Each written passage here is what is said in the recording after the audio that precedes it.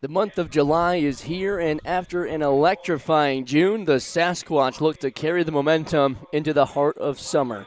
Today, they'll face a familiar foe, but this team has been hot, winning 6 of their last 7 games. It's the Oahe Zap and the Spearfish Sasquatch, live from Black Hills Energy Stadium in beautiful Spearfish, South Dakota. As we welcome you up into the press box, I'm A.J. Reister. I'll be joined by Aiden Wirtz, who's our producer, director, researcher, camera guy, and a lot of other things on top of all of it. Some other stuff as well. But Aiden, the Squatch, they took care of the Zap earlier in the season. They lost 1 game out of the 5 or 6 that they played. But this team is completely different from the last time we saw them. Absolutely. I think you could say that of any team probably now heading into the second half. Obviously, as you mentioned pregame, and we'll talk about it, they're missing one of, if not their best player, Vince Polizzi. So unfortunate circumstance there. But again, this is a totally different team, right? They've got new arms coming in. They've got a developed sense of chemistry between the players and coaches. I don't think this is going to be as easy as it was last time for the Sasquatch, especially weirdly coming off a loss that I think is kind of lingering in a lot of these Sasquatch players' heads. Absolutely. It was a weird loss. The Squatch were leading going to that final inning. Then 3 runs by the Plainsmen. They end up taking that one 8-7. The Squatch had a chance in the bottom of the 7th, but went down in order. And a game that felt like the Sasquatch should have had, but could not close the door on it. Ultimately, though, they've still won 8 of their last 9. Yeah. They're still red hot, the team to beat right now in the Independence League. We'll see if they can start a new streak tonight. It'll be Tristan Agadal to start on the mound for the Sasquatch. He'll face Gavin Frazier, Nick Golden, and Ty Farwell. Heart of the order for Oahe, Aiden Johnson, Quinn Ludvigsen, and Jaron Pugard. Rounding out the starting 9 for the Zap, Mason Lang, Alexander Jackson, and Andrew Phillips. Defensively for the Sasquatch behind Agadal, starting in the outfield from left to right, Karsten Hansen, Aaron Niels, and Sam Kwapnoski. Along the infield, starting at third, Diego Trujillo, Clay Porter. As this one's lined to center, we'll finish it up in a moment.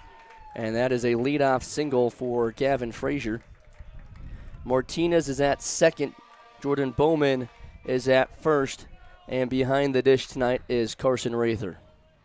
But exactly what the Zap wanted, a leadoff base hit against a starter who has really had his way this summer in Tristan Agadal, a 6'8" redshirt freshman from Caledonia, Minnesota, attends South Dakota State University for the Jackrabbits. His last start was against the Prospects last week, went 5 innings, allowed 2 hits, 1 run, did have 5 walks, but struck out 7. And uncharacteristically for Tristan, his last couple of starts, the walks have gone up. He had 4 against the Sodbusters a couple of weeks ago, and then 5 in his last start. Before that, he hadn't allowed a free base. He's in the driver's seat, though, 0-2 after the Frazier single to center. This is in the dirt. Features a fastball 90-94, changeup, curveball, slider, and cutter as well in his arsenal.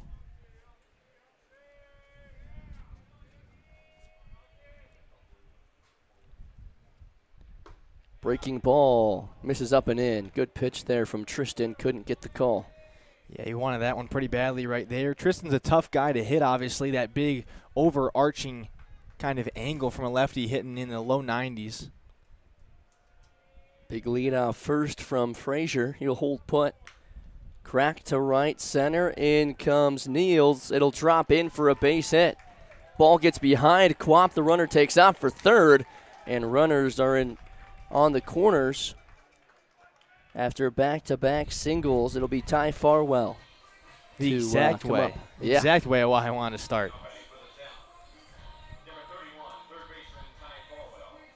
A single from Frazier, then Nick Golden lifts a base hit to right center. And Ty Farwell has the game's first run 90 feet away.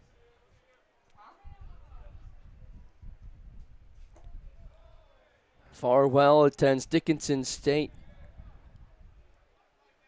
Has played in 23 games this season, hitting .329 with a .400 on base. 16 RBIs, 4 walks, and 6 stolen bases on the year. 1-0. Finds the zone. Evens the count. And that pass pitch right there was a ball in the dirt. I know that Rather and Michelson being the only two catchers really have to work hard on that. That was a problem the other night for JJ in that game against the Plains. Been trying to come in and close. Lots of walks and a couple of pass balls kind of hurt us.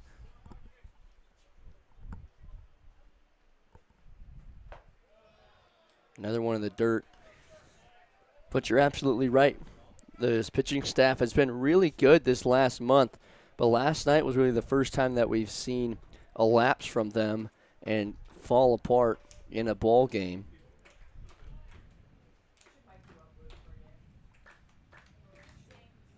Fouled away.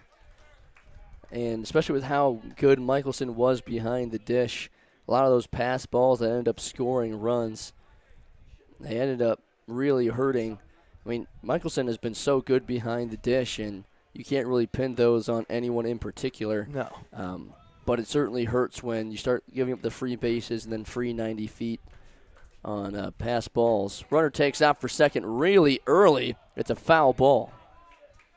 Good jump from Golden. Yeah, Algerdal saw him in his peripheral, and obviously just kind of had to keep going towards the plate. Golden has 5 bags this summer. Would have had his 6th.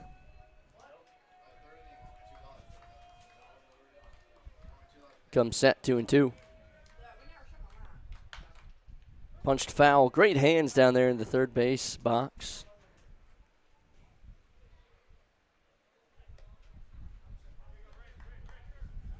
Some of these coaches, man, used to play back in the day.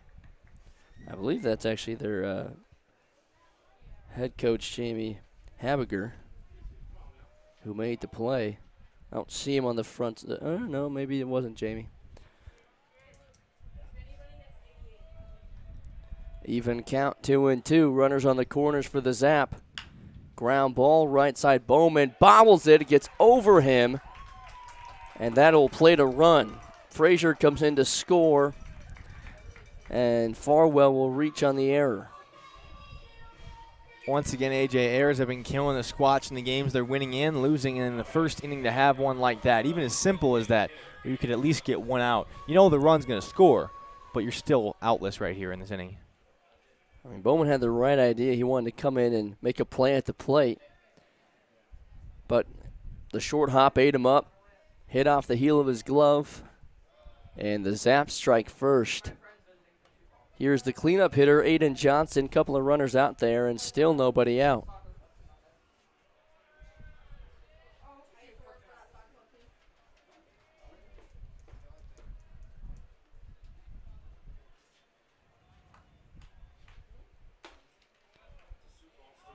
That one misses. Johnson attends Avila University, hitting .229 this summer. Has 11 RBIs, 13 walks, and a .406 on-base percentage.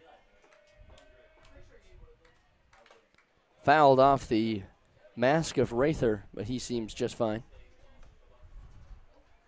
He better be just fine. Only down to 2 catchers right now for the Squatch. I know it's kind of been a recurring theme of our conversation up here in the press box, but obviously only 2 guys left and pretty hot weather. It's an important conversation to have. I mean, you don't really have anyone to catch bullpens if both guys are in the starting lineup. No, then you turn to a guy named A.J. Reister, who's... Ooh, hold on a minute. I never agreed to that. He's somewhere in the ballpark. I haven't been able to locate him yet, but apparently he's been talking about catching bullpens for Jackson Peters. So I didn't hear that one, actually. I think someone's been spreading lies.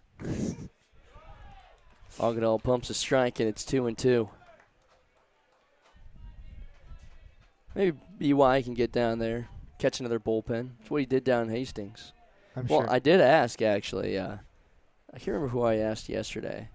I think I asked Peters. And I asked him, who is catching bullpens now when both guys are in the lineup? And they said Rin's gotten down there and caught a few. Trying to remember the other guys who have caught. I think Diego might have caught a couple bullpens. Here's the full count.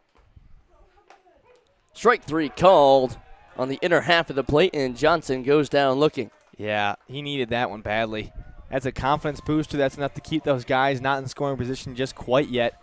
Of course, you got a guy on second, but that's a beautiful job by Agudal to stay in there on a 3-2 count and just pump one there. Picks up his first punch out and his first out of the ball game. Here's Quinn Ludvigsen. Quinn attends Minnesota State University, where Ryan Bachman played the first few years of his collegiate career. Is hitting .254 this summer with a .405 on base. 13 RBIs, 13 walks, and 3 stolen bases.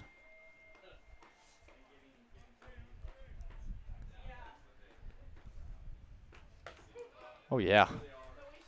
Went back to the fastball. Had some extra zip to it. Yeah, that was nice. He's been consistently hitting in the low to mid-9s. One of the hotter fastballs in the Independence League. Goes breaker there, but misses upstairs. Yeah, there's a couple guys we've seen on the Squatch and on other teams that I would just I wouldn't want to get in the box for, a couple bucks. Yeah, no. You'd have to pay me a lot more to face Tristan or Peters. Hack and a miss. Throw down to first by Rather. Oh, what do we got now? Now the umpire's going to come down. No call. Bowman saying he got him. Great throw from Rather. Looked like the ball beat him. They're calling him out. What a throw by Carson Rather on the back pick behind the lefty. And Ty Farwell is thrown out at first. Beautiful, beautiful play by Rather right there. Talk about picking up your pitcher. Getting an out for him on the base paths.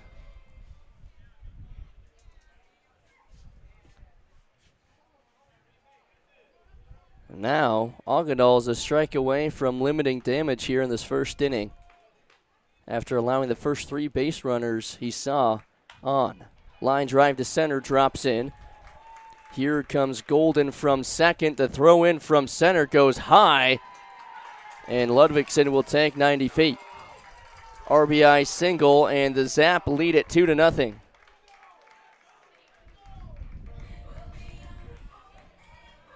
Gotta feel good if you're Oahe, playing one of the hottest teams in the Independence League. Yeah. A team that has already made the playoffs and really handled business against you just a few weeks ago and already out to a 2-0 lead.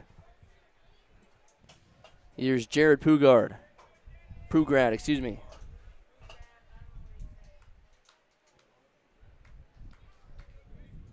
First pitch to Pugrad is called a strike. Attends South Dakota State University with Tristan, who's on the mound, making his first appearance of the season.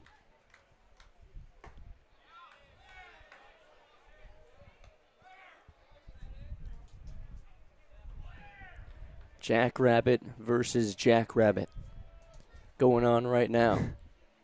Mason Lang, who's on deck, another South Dakota State baseball player, flipped to right field, drops in for a base hit.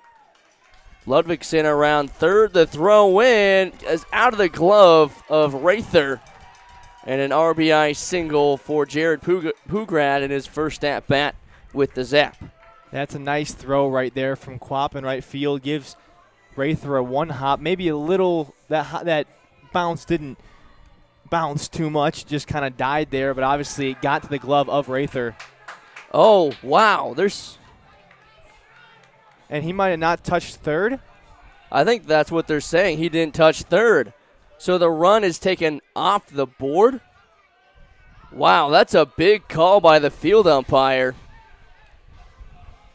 And we're going to have to go back and take a look at that one, Wirtzy.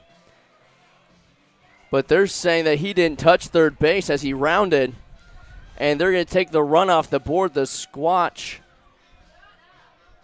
I guess, checked. I'm assuming they asked the umpire, and then he made the call. That's a crazy call to make after the play had already happened. We'll see if we can get a better answer by watching the replay for you. I mean, obviously, Quap didn't catch it, so it's not like there's a tagging issue. I guess we weren't able to see it there. We didn't catch him rounding third. We just cut straight to home because he was coming there. All right, well, ultimately the run is taken off the board. Ludvigsen never touched third, and that's the third out. 2-0 Zap, and the Squatch looking to answer when we come back. Be sure to follow the Spearfish Sasquatch on Facebook, Twitter, Instagram, Snapchat, and TikTok to stay up to date on all the action throughout the season. Post photos and highlights using the hashtag #OutaSight so we can keep up with all the great fans here at Spearfish. Do you notice the sign out in left field? Road trips are measured in miles of uncontrollable laughter, comfortable silence, and new memories. And for 50 years, Super 8 has been there for wherever your journey takes you. So when the open road calls for a good night's rest, you can depend on Super 8's modern rooms at over 2,000 locations. Plus, earn Wyndham Rewards points for every stay. Super 8, one of 24 trusted brands by Wyndham. See you on the road.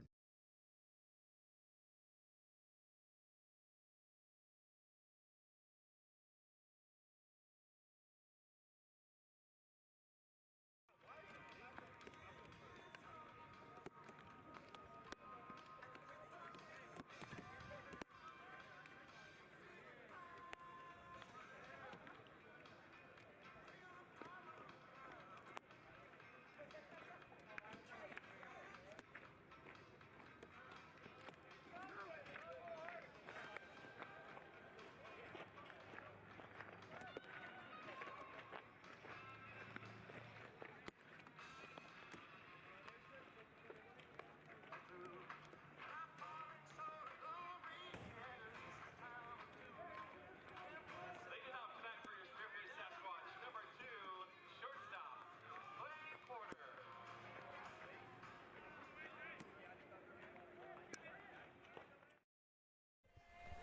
Clay Porter, Carson Rather, and Sam Kwapnoski to lead off the first inning.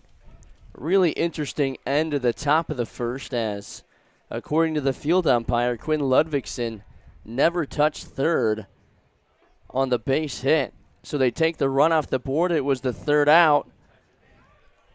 And after a long conversation on the field, they couldn't really do much about it.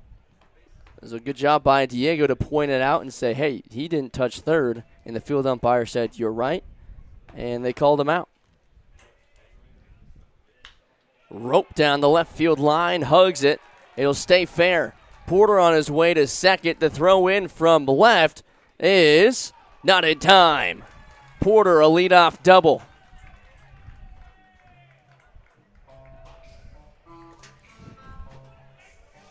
That's a way to answer. Carson Rather to follow. He had a great game, too, against the Plainsmen when they were in town the last few days. He went 2 for 3 with a double and a triple. Looking for a similar game tonight. Scoots away. Porter takes out for third. And Rather has a run 90 feet away. Nicknamed Meatball. I've asked a few of the guys why they call him that, but no one's actually given me the answer yet. And I don't know if I'm going to get it out of them. High fly ball to left. Golden back in front of the warning track, makes the catch. Porter tags up, coming to the plate, and he will score. Carson Rather, a sac fly to left, and the Squatch are on the board. That is a perfect example of doing your job that is being asked of you right there from Rather. Brings up Sam Kwapnoski. He's been swinging a hot bat.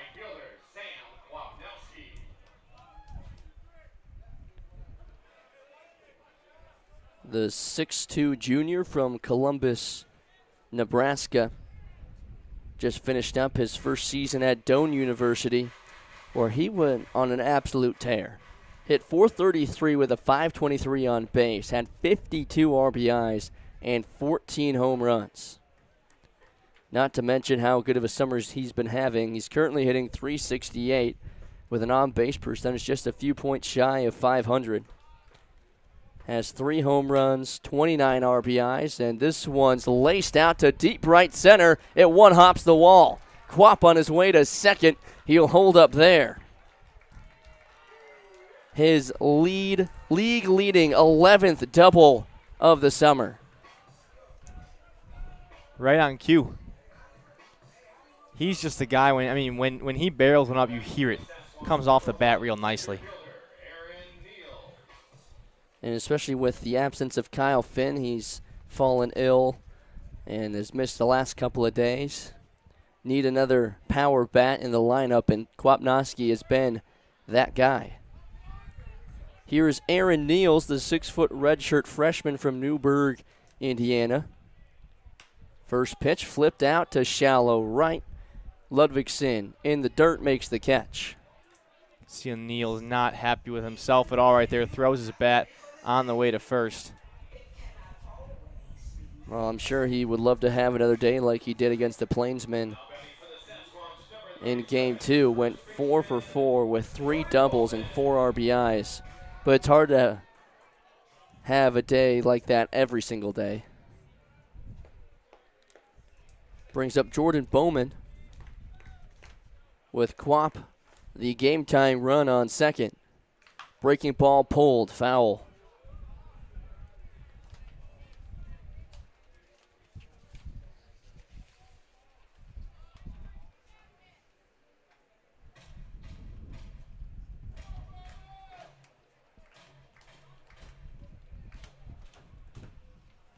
On the mound for the Zap is Aiden Johnson. Haven't even had a chance to introduce him yet. 0-1 on Bo. Another breaking ball pulled foul. Johnson attends Avila University as is making his 6th appearance on the mound this season. Has thrown 11 innings, has an ERA of 15.55, 9 strikeouts to 8 walks. But in the driver's seat 0-2 against Bowman. Squatch looking to tie it up early. The 0-2. Another breaker, and he's in front of it again. He's thrown that pitch 3 times now. That last one didn't have as much break on it, but Bo's still out in front, trying to hang in here.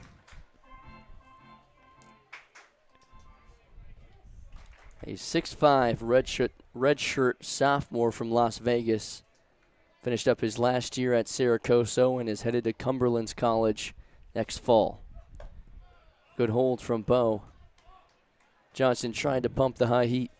Yeah, I don't blame him right there. Throwing 4 off speed in a row in that same spot would be a pretty diabolical move as a pitcher. It's not something you really want to get into after Bo almost, you got a hold of them. They were all foul, obviously, and on the ground, but he's a guy who can definitely hit the hanging one.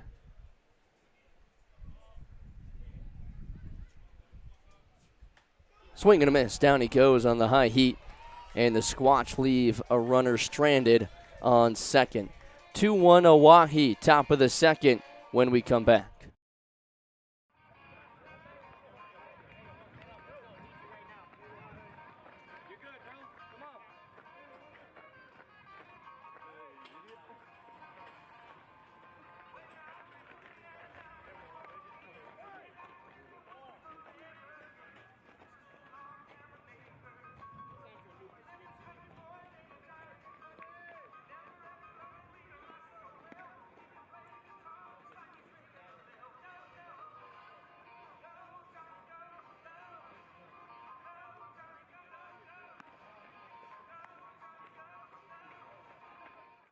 The Spearfish Sasquatch have won the first half and are in the playoffs.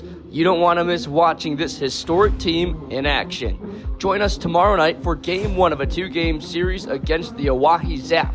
The fun starts with Back to the Future Night presented by Black Hills Exteriors. Game 2 is on Wednesday with Mr. Sasquatch Night presented by Squatch Juice. Catch all the action live on YouTube or head to SpearfishSasquatch.com and get your tickets today.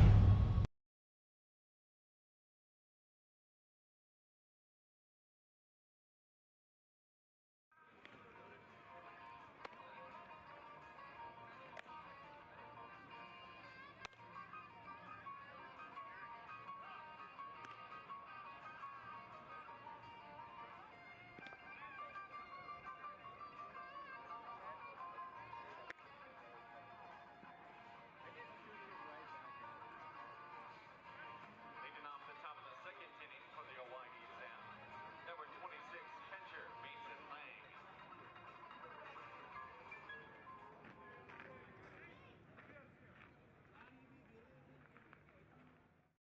Tristan Agadal back on the mound for the Squatch. He fires a breaking ball inside for a ball. Leading off for the Zap in this second inning is Mason Lang, the starting catcher. Fouls the fastball back, and it's 1-1. Lang also attends South Dakota State University. 3 Jackrabbits on the field in this ball game. Has appeared in 21 games this summer, hitting .269 with a .433 on base. Has 13 RBIs, 11 walks, and 3 stolen bases. Ooh, watch out.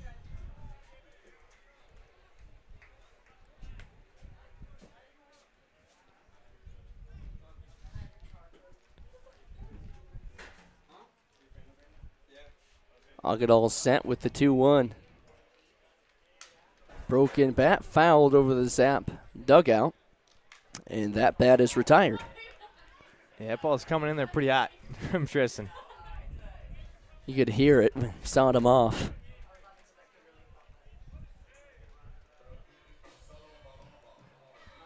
Nope, not a batter change quite yet. Even count, 2-2.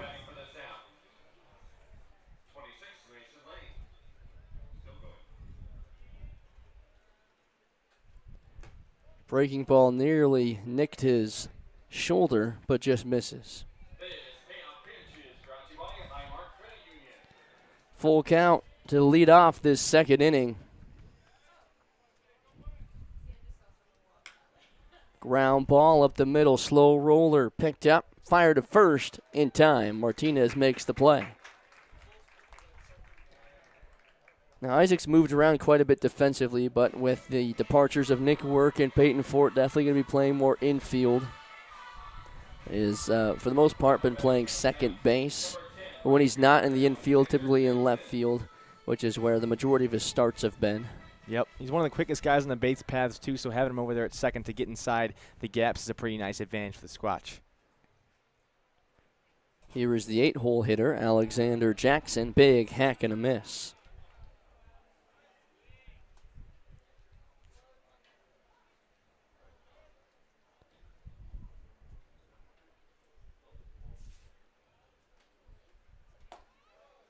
It also helps that some more depth has started to trickle in with this infield with Clay Porter now being slated in at shortstop, giving Ben Foyer a much-deserved day off. He's played almost every single game this season. The only games he hasn't played in is when Porter's at short. Yeah. And that's about 3 games. That's it. Yep. I'd have to go back and see if anyone else has slid in over there, but for the most part, it's Ben Foyer in the 6-hole. The 1-2. Foul back. Diego Trujillo is at third tonight. That's been a revolving door since Nick Work has left. And Trujillo was the one to point out that he missed third, so obviously good call out by him. He's pretty comfortable over there. That's his, when he's not on the mound, that's his preferred position. There's a strikeout by Tristan Agadal. Blew it by him. That's his second K of the ball game, and back-to-back quick outs brings up the 9-hole hitter, Andrew Phillips. Last time we saw Agadal pitch, you had mentioned that he hadn't had many walks. Of course, that game, then he did have a couple of walks. He's finally started to hammer the zone now in this one. It's a tough guy to hit, coming over the top that much.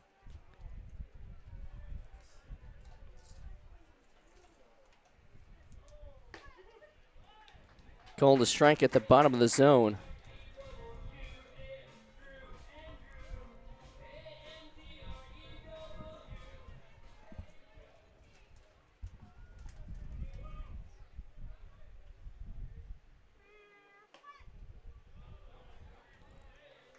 That's an interesting one. That's close. He's crowding the plate a little bit, so obviously looks more inside than it was right there.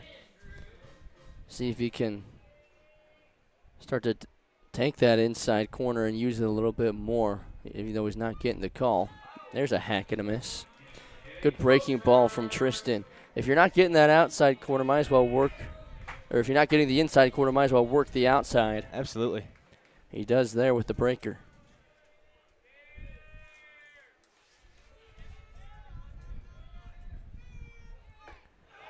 Back-to-back breakers and another strikeout for back-to-back Ks. Make it 3 on the night for Tristan in a 1-2-3 second inning.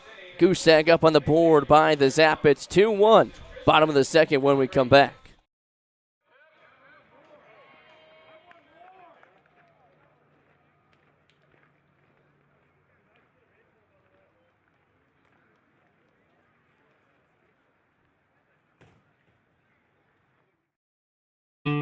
My favorite thing about Macero's, it's the staff. The culture is unlike anything I've ever experienced. Spot On has greatly reduced the time our managers spend on scheduling. The biggest advantage is its tip management. At a touch of a button, it instantly allocates tip pooling and tip splitting. Our employees love it that as soon as we've done the tip distribution, they can see what they made yesterday. It's real straightforward. What you see is what you get, and that's what you want working in a restaurant. And with Spot On, you've got everything there at the tip of your fingers.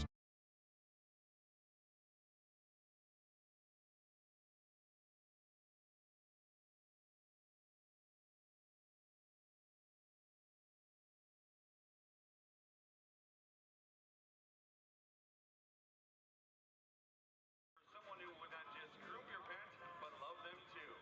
At Genie's Pet Grooming, they're experienced groomers who care for your pets like they are your own family. Large or small, we groom them all at Genie's Pet Grooming.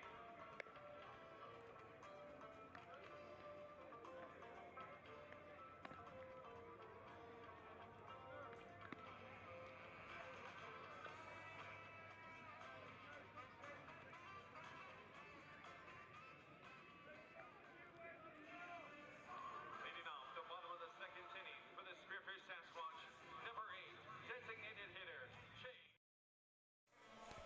Chase Scott to lead off the bottom of the second in a 2-1 ball game. Back on the mound is Aiden Johnson. The Squatch got one back on a sac fly from Carson Rather after Clay Porter led off the inning with a double.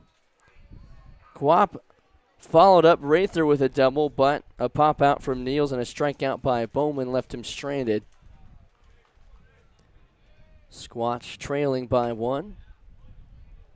Big looping breaking ball misses away.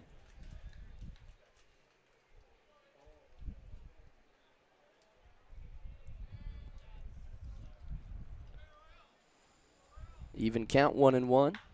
Pulled foul. Talking with Scott before the game today. He said yesterday when he hit one to the warning track, a couple of his base hits he thought had a chance to go out. And BP was said he felt really good, thought that maybe today would be the day, but he goes down swinging in his first at-bat. Looking for his first home run of the season, but he'll have to wait.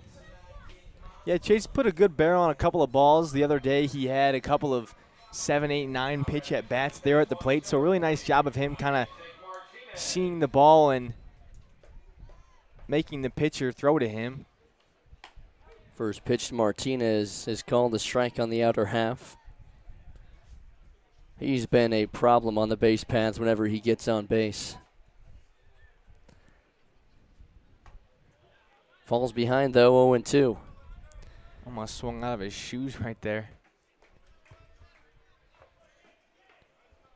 He's beaten out a few infield singles already, and it also forces the infield to play faster because they know that Isaac is probably going to beat anything out that takes more than 3 seconds to field. Right. The quick lefty, he's choking up a little bit right now.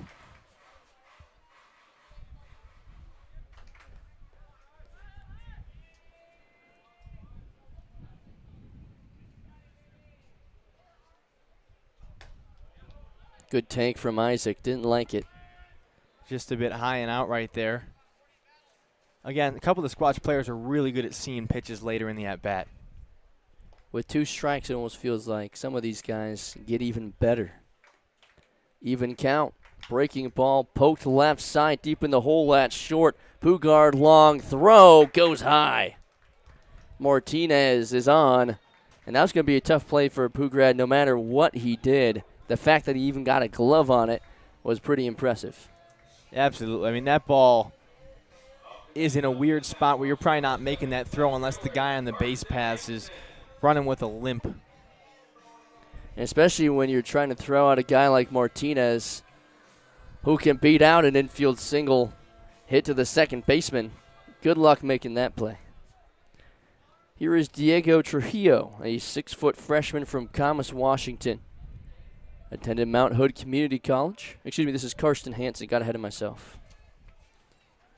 Diego Trujillo's on deck. Yeah, I was going to say, I didn't know Diego was ambidextrous. Be kind of cool, though. Well, Hansen's also from Washington. Is from Olympia. Attends Lower Columbia College. Also a freshman. Limited at-bats this season, but he's been getting a lot more playing time this second half. Hitting .278 on the year with a .350 on base. They'll check on Martinez again. And probably a good idea, too. Wouldn't be surprised if he takes off. He has 4 stolen bases this season. And again, he's another guy that's gotten some limited action in the first half. Pulled right side into right field for a base hit. Martinez will hold up at second. And back-to-back singles by the Squatch, and they have some momentum. Now it'll be Diego Trujillo. Diego back in the lineup. He had some really nice stretches earlier on in the season at the plate. He was always a pretty solid bat infielder. Can also pitch, obviously, one of, as you've mentioned, the true two-way players in the Squatch team.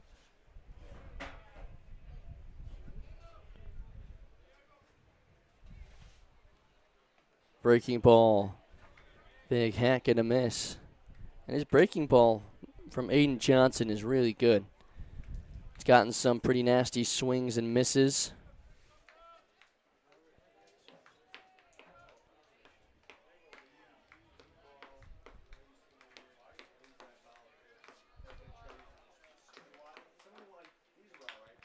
Pulled down the third base line, but foul. And Johnson's ahead in the count 0-2.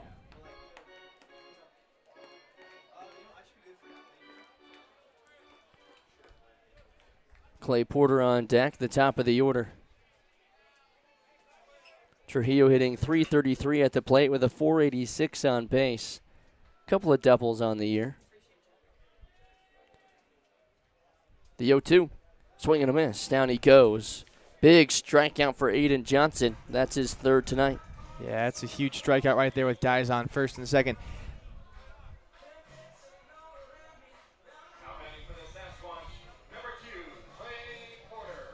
Clay Porter had a really nice at-bat earlier on in the game. He doubled.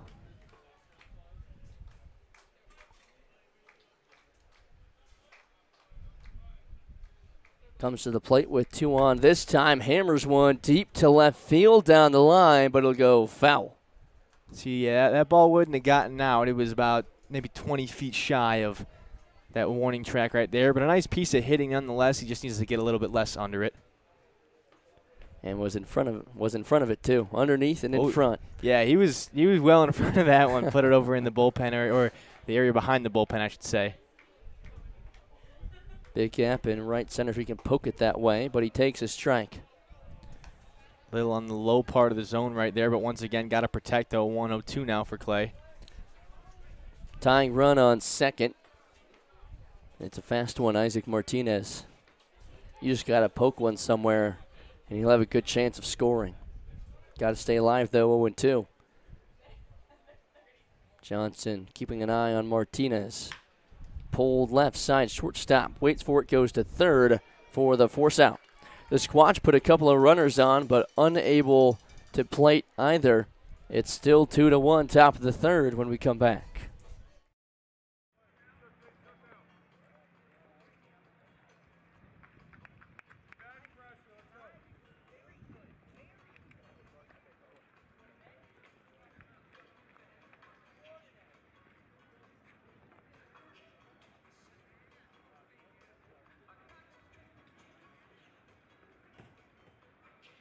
Alrighty, fans, so the theme tonight is Back to the Future night. So I have Brandon and Ryan here, and we're going to see if they can say who said what quote from the movies. Alrighty, the first one. Road, where we're going, we don't need roads. Correct. Next quote. I guess you guys aren't ready for that yet, but your kids are going to love it. Yes, correct, Marty McFly. And the last one. So surprising, so untamed, so much historical fame, so much to see, hear, smell, taste, enjoy. So pack your bags, hit the road, strike gold. Deadwood is waiting. There's so much South Dakota, so little time.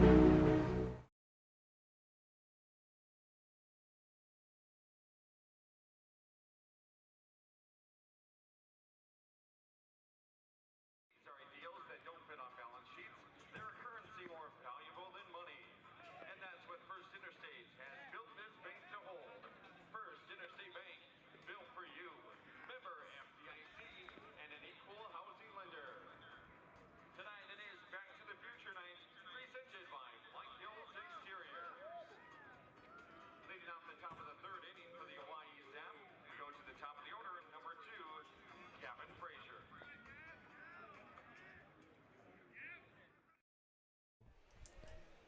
Top of the third, and it's the top of the order for the Zap.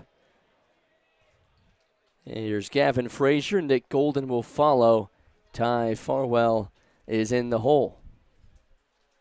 2-1 Spearfish, or excuse me, 2-1 Oahe. The Spearfish Sasquatch are trailing in the third. Tristan Agadal back out for another inning of work. Outside of that first inning, he's been pretty good. I mean, he let the first 3 guys on. One was via an error, but he was able to come back with a strikeout, and then Rather threw out a guy at first, which really helped Agadal. Then he was able to get the final out on Pugrad. And he was able to leave those 2 runners stranded and keep it a 2-1 ball game. But he walks the leadoff hitter here, Gavin Frazier, and he's on for the second time.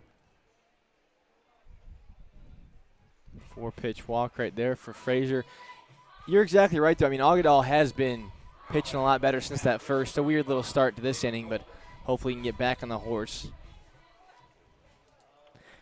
Well, excuse me. So I already forgot how that first inning ended. It was the fact that Quinn Ludvigsen did not touch third. I was looking at my notes like, that doesn't look right.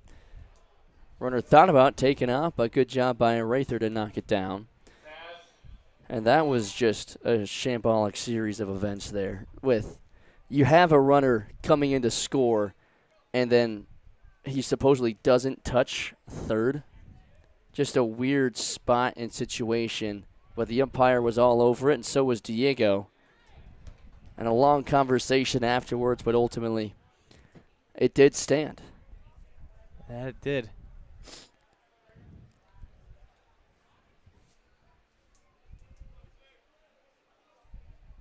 Even count 1-1, misses the outside corner.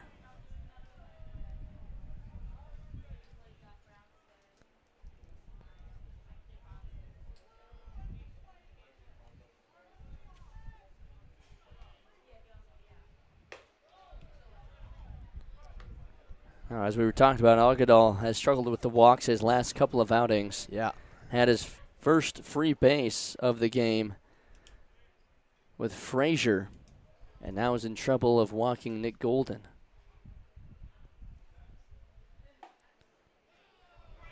Boy, Ooh. can't find the inside corner.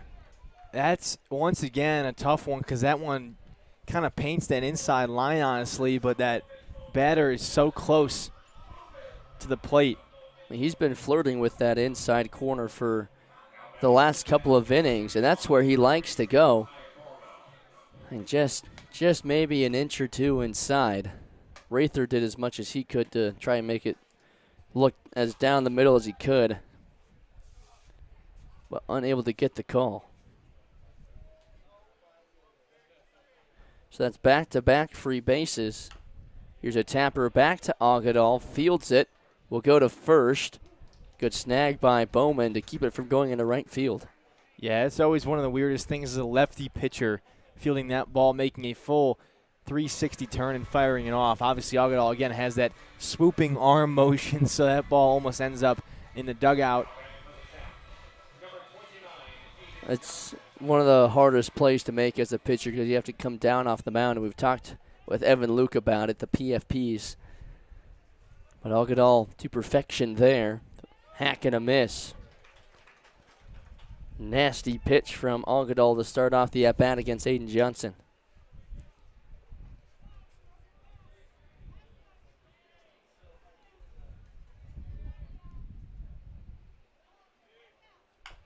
Another tapper back to the mound. He has the runner between third and home, and the throw goes wide. And now Oahe arguing that almost went into the dugout, and he should have had home, but Diego picked it up before it went into the dugout. So that'll be an error on Trujillo.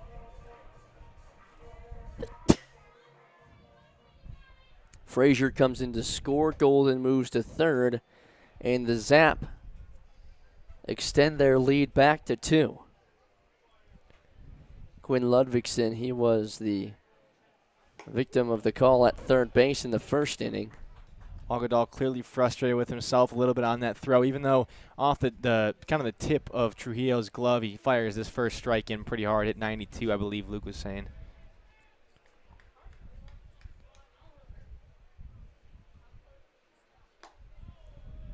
He comes down straight over the top, which is really hard for not only the hitter to see, but for the catcher to see. We've talked with, I believe it was Michelson that we talked to about it. Yes. I mean, he's 6'8", and then he comes down over the top.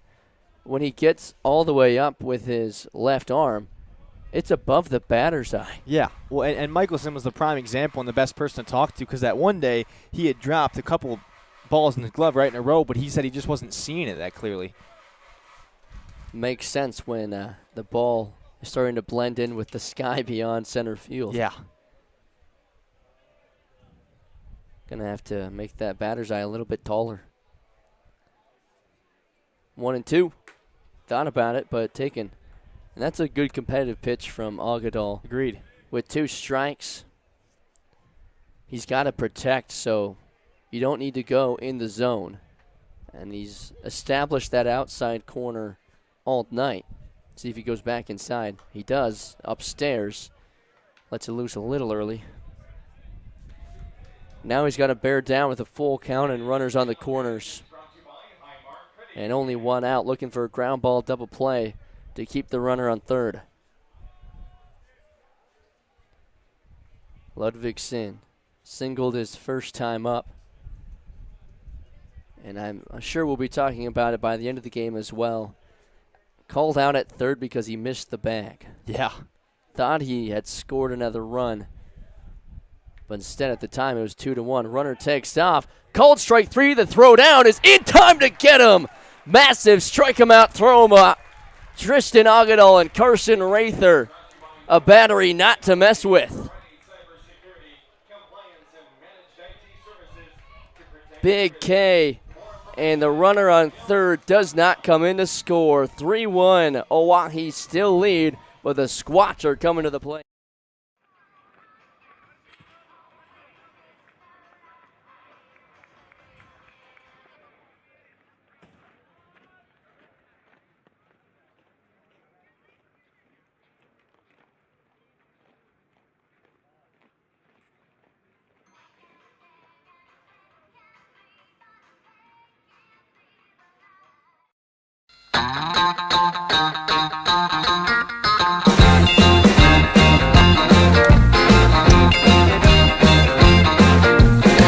I wanna shout out to the world so they know my sweet baby loves me so.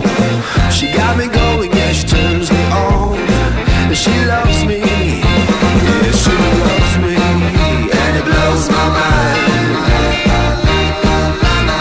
Hey, nice try. Yeah, it blows my mind. She's my lover.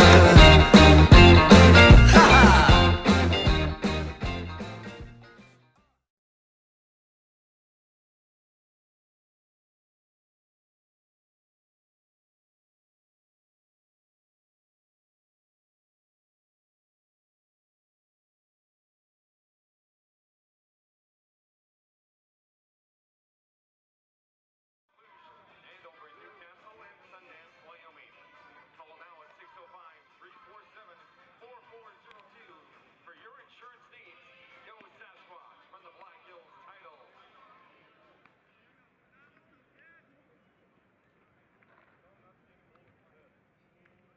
Leading off the bottom of the third inning for your Spearfish Sasquatch, number 12, Carson Rather.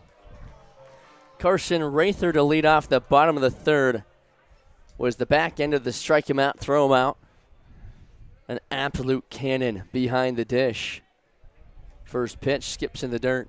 Owen Michelson's been the headliner back there, throwing out probably double digits at this point. Yeah. But Carson Rather, he threw out a guy at first, back picked him, and now has thrown out a guy at second. Yeah, definitely a good day behind the plate so far for him, looking to get some hits at the plate. Another ball that skips away. He's just a hard-nosed player, too. I mean, he gets beat up behind the dish, not afraid to throw his body in front of anything. Well, you wonder if that's why they call him Meatball. He's not the biggest guy. He's got some pretty solid stature, solid legs. I know Gio was calling him that the other night. So, you know, he almost looks like a wrestler in a sense. He does. He's got a pretty blocky waist, but he looks like he can take you down real fast. If you were to meet Carson and he told you to guess what sport he played, I think everyone would say wrestling. Yeah. Oh, yeah. I would not want to mess with Carson. No. Especially with the shaved head that he has right now. He used to have long, luscious locks, but that seemed to change at some point between whenever he took this picture at Miami and when he got here to Spearfish. Yeah. Somewhere in between there, he choked out a couple people. So, but yeah, Carson's obviously a pretty stocky kid. He's got some power behind the legs too. Obviously, being behind the plate. Ahead in the count, 3-1, fouls it back, and he's worked it full. It's got to be a good feeling if you're a catcher throwing a couple guys out. Now you're throwing out at first base and second base. You got to throwing out at third, and if you tag a guy out at home, we'll call it the catcher cycle. I don't know if that's a thing or not, but it's going to be after today. Line drive to right, drops in for a base hit, and a leadoff single for the Squatch. And the tying run is coming to the plate, and Sam Kwapnowski. Working a full count right there, and again, just not trying to pull it too hard, but obviously take that inside pitch and just kind of rope it right over that second base, first baseman's head right there. A nice piece of hitting from Rather. Well, here's a guy that can absolutely flip this game on its head with one swing of the bat, Sam Kwapnowski.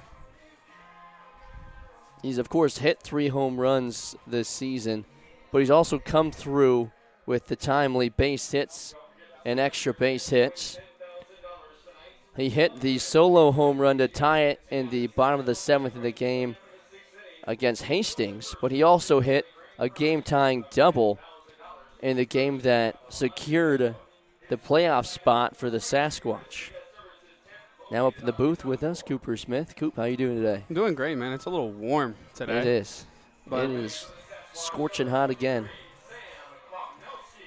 Nothing like a day at Black Hills Energy Stadium, though. Nothing better than that.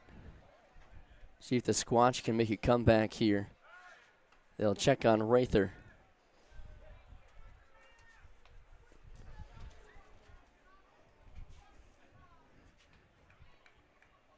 Aaron Neal's on deck. First pitch to Sam. Called a strike on the outside corner. Not the most delectable pitch to give a look at, but called a strike.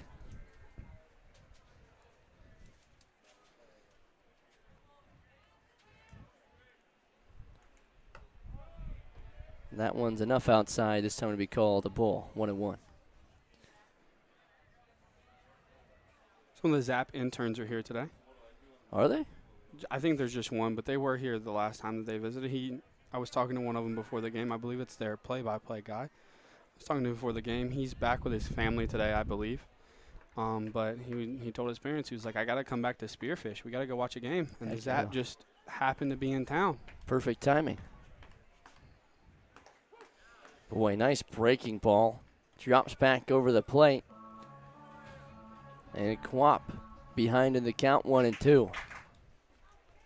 Not easy to see that ball out of the hands, especially when it starts so high up. Good 12-6 from Johnson. I'll check again on Rather. Does have a few stolen bases on the year.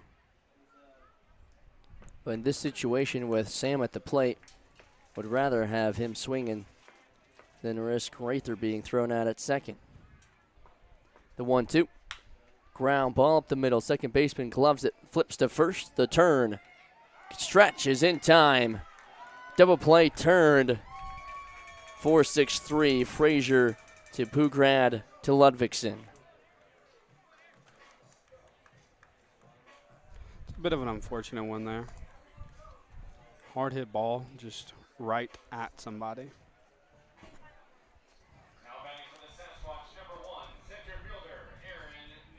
Niels digs in. Popped out to the first baseman his last time up. Swings at the first pitch and fouls it back. Bowman on deck if we get there. That breaking ball has a good bit of movement on it. It's gotten a lot of guys way in front of the pitch and has produced quite a few swing and misses. Roped foul. And I believe we've seen this guy before, so it's not like anything that we haven't seen before. I think that just is a testament to kind of the stuff that this guy has.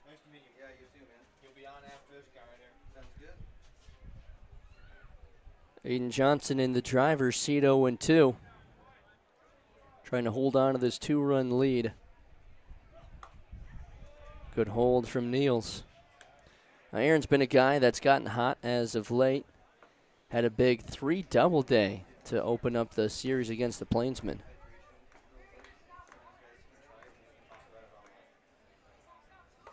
Hack and a miss. Down he goes. And another scoreless inning for Aiden Johnson. Had some help from his defense. A 4-6-3 double play. And the Squatch go down in order the unconventional way. Top of the fourth when we come back.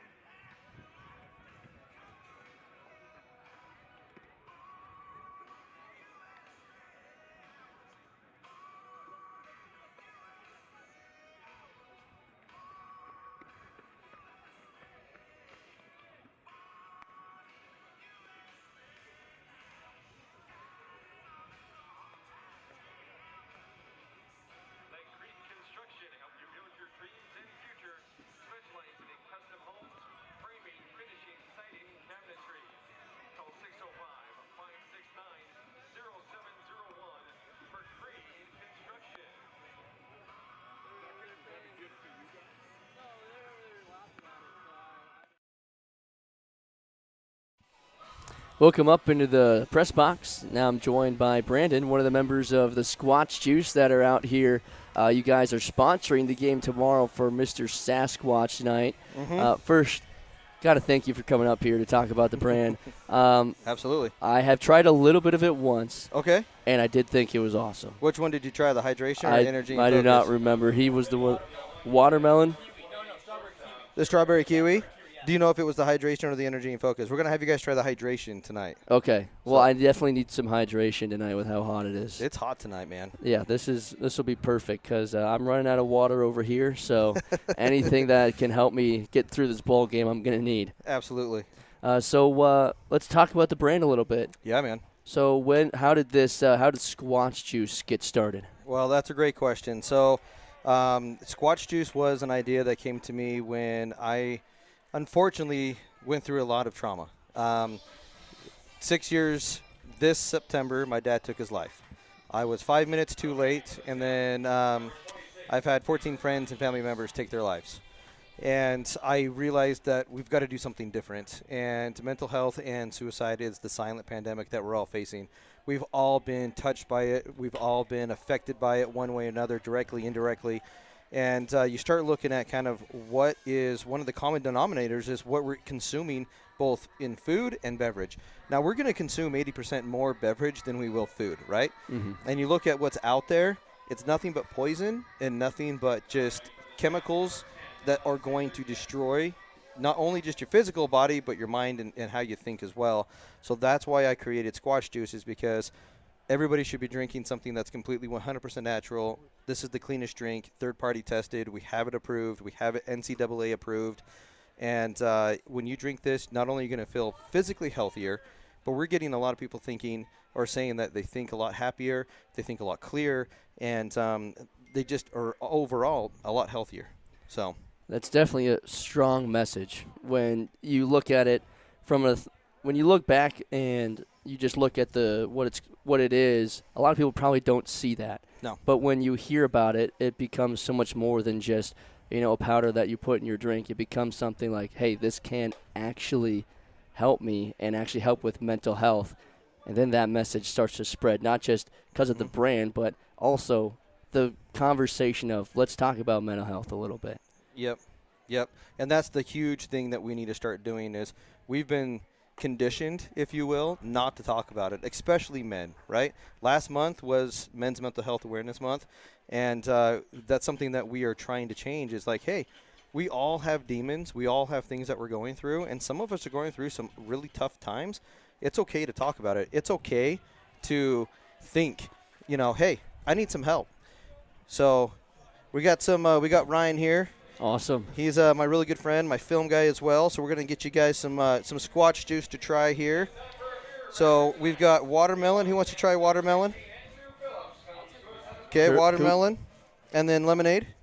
Okay. Here we and go. Then pineapple mango. Awesome. So go ahead and put that in there. And while you guys are pouring that in there, I'll kind of like explain a little bit more. So when you see this logo, okay, when you see like the Squatch Juice logo, you see my truck, what I want really to be known is this company cares.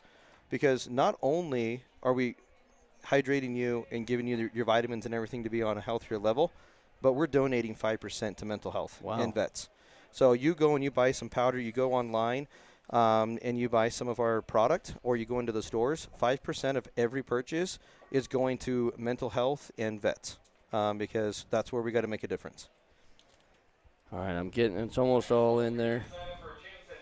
And that's a really strong again, we go back to the messaging, but a lot of times when people are building a business, they have their reasons why, but this reason why and the fact that you can actually do something about it by donating and finding ways to impact a community rather than just turn it into a moneymaker, that is where that's where businesses start to make a connection with the people that are actually drinking your product as well. That's exactly right. All right, here we go. So I've got the pineapple mango. Pineapple mango. Right, I'm going to shake it up a little bit more. Is it? Yeah, that's really good. So what's your name again? Oh, Aiden. Wow. So Aiden says that lemonade is phenomenal. This guy right here, he loves it. Awesome. This is great. I mean, that is really good stuff. The watermelon? There you go. I already feel a little bit lighter. I took one swig. So the cool thing about this hydration, guys, is there's no dyes, there's no synthetics, and it's all natural flavoring with dehydrated fruit. So what you're drinking is real fruit. We're using sea salt, right? And then we have it tested, so it's one of the purest sea salts that's out there. And then your magnesium and your potassium, and that's it, guys. There's no sugar. Wow. It's 5 calories. There's no additives. There's nothing. It's 3 ingredients, and that's it. So you look at like Liquid IV or Elementi, right? Liquid IV is going to be 11 grams of sugar, 50 calories, and they have some synthetics in it, some dyes if you want like the blue raspberry. There's no such thing as a natural blue raspberry, guys. Okay, so That's wild. yeah, and then Elementi, same thing. They just have a really high content of like the sodium and magnesium, which you don't really need. But yeah, this is it. This is what's going to change and revolutionize the energy drink and hydration drink industry for sure. Is it safe to chug? Absolutely. Okay, good. Yes. Because I was already dehydrated with how hot today's been, and this stuff tastes phenomenal. And, yeah, I might chug this. No, do it. Do it. You're not going to get hurt by it. We have people who chug the Energy and Focus as well, and they love it. So there's no jitters with it. It doesn't ping a test. We have Olympians on it now. We're getting NFL and MLB players on it right now, and they love it. So anyway. Yeah, this is great stuff. The Zap do plate another run. It's 4-1. Agudal able to strand another runner out there. But the Squatch are trailing by 3, but we're not trailing in the hydration game anymore. We've got Squatch Juice. That's right. All right, we'll have you stay on for another half inning so we can keep learning more about this. But the Squatch are trailing 4-1. They'll be coming to the plate when we come back.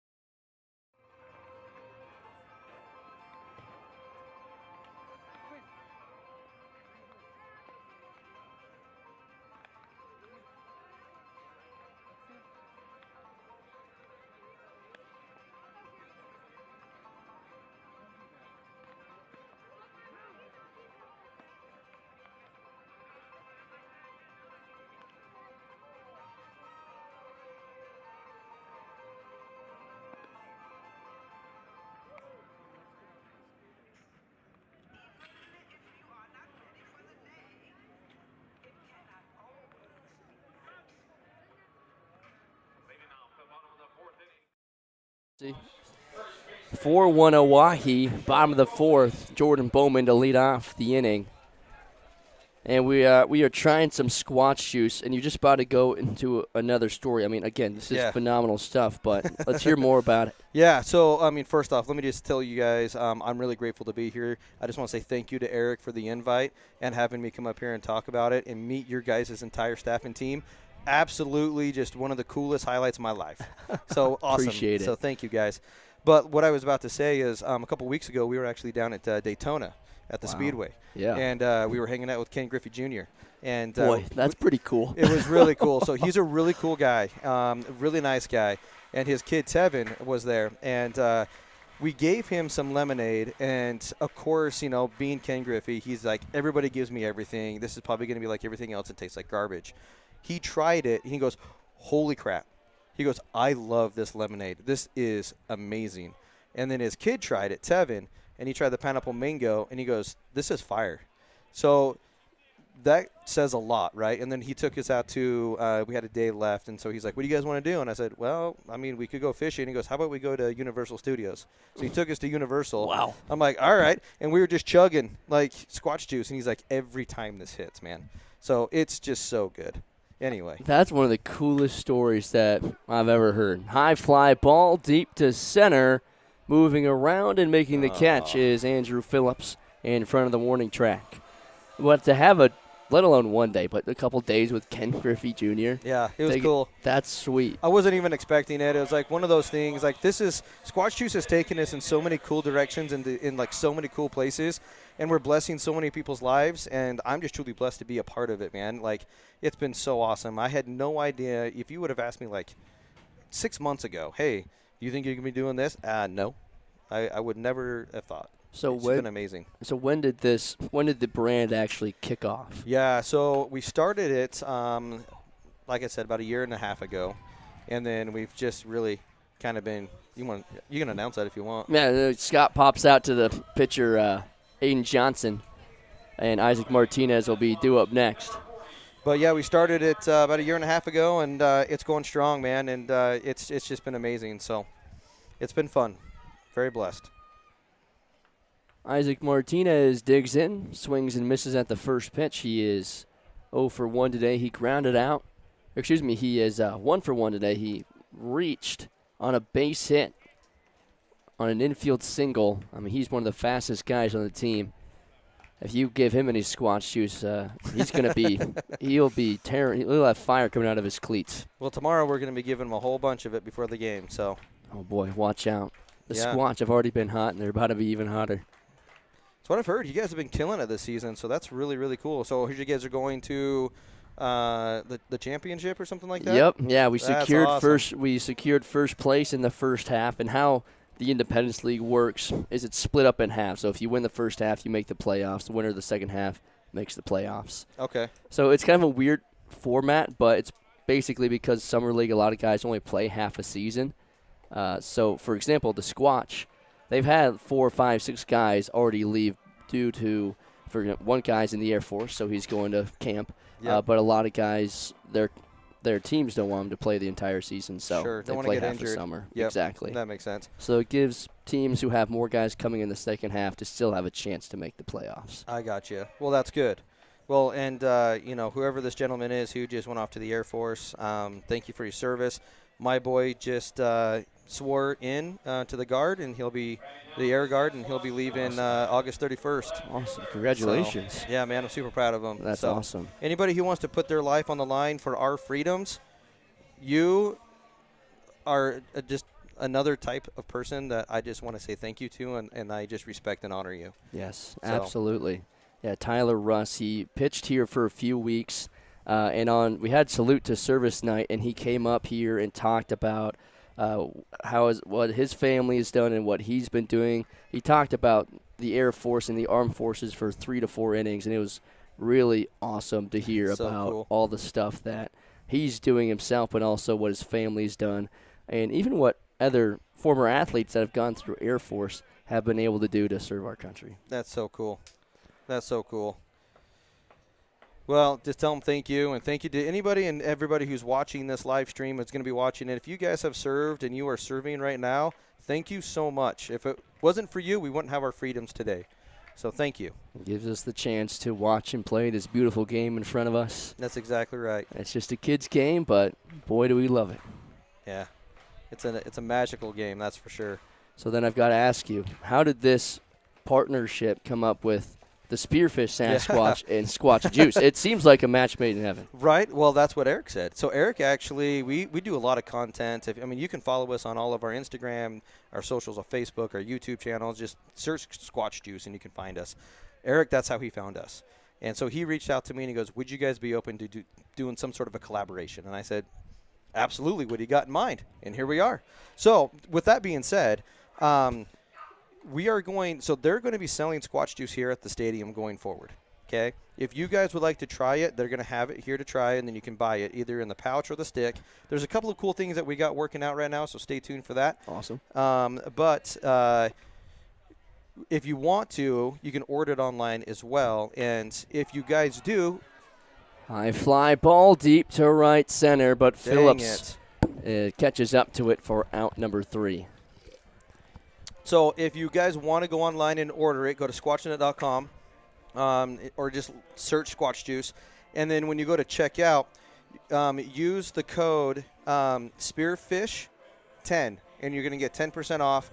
And then 20% of that commission, or 20% of that revenue is going to be going back to Spearfish. Helping out the hometown team. That's exactly right. So we want to make sure that we're providing enough revenue and income so they can have all of the materials and the supplies to be able to do this each and every year. And then 5% goes to mental health as well. So awesome. Doing the right thing. This has been awesome to learn about Yeah. Squatch Juice. Thank you so much, Brandon, for coming Thank you. up here. Appreciate this it. stuff is awesome. If you haven't tried it yet, get out to the ballpark. Get online. Spearfish 10 is the code. Spearfish 10 is the code. Spearfish 10. Again, this group's doing awesome stuff, and it tastes good too. We'll be back for the top of the 5th when we come back. Thanks, guys. Do you know the locals' choice for gaming excitement? It's the Lodge at Deadwood Gaming Resort. With new games arriving every month, our selection of slot machines is the freshest in town. You can always find a game with our card tables open 24 hours a day. And parking is free and easy at the Lodge, with the area's largest free parking only steps away from our front door. Enjoy spacious and comfortable gaming at the Lodge at Deadwood, the locals' choice.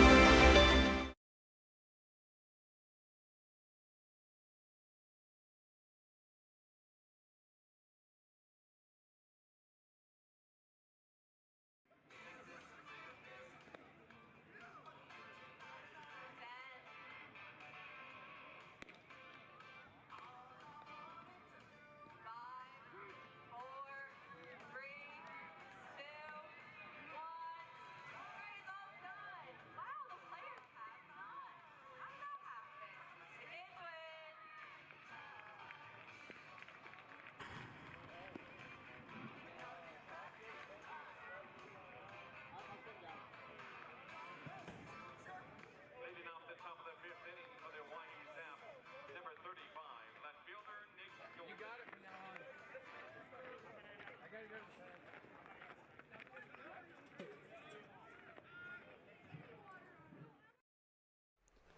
the 4-1 Oahe.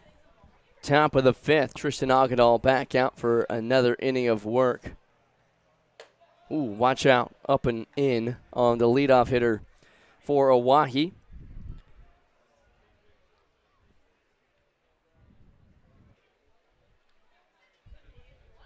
Oh, that time it did get him. Nick Golden is aboard on the hit by pitch. Yeah, it never feels good getting plunked by Agadal. Obviously, for that batter right there, you better have some extra blubber under your skin like a whale, because that ball is coming in hot and it's not feeling good against bare bone. I'll tell you that much. Especially one that almost hit you in the head, and then the next pitch hits you square in the numbers. Yeah. Brings up Ty Farwell. And for the most part, Agadal has been pretty solid, stranding runners on. But 6 hits by the Zap and some timely hitting. Also a couple of errors by the Sasquatch certainly do not help.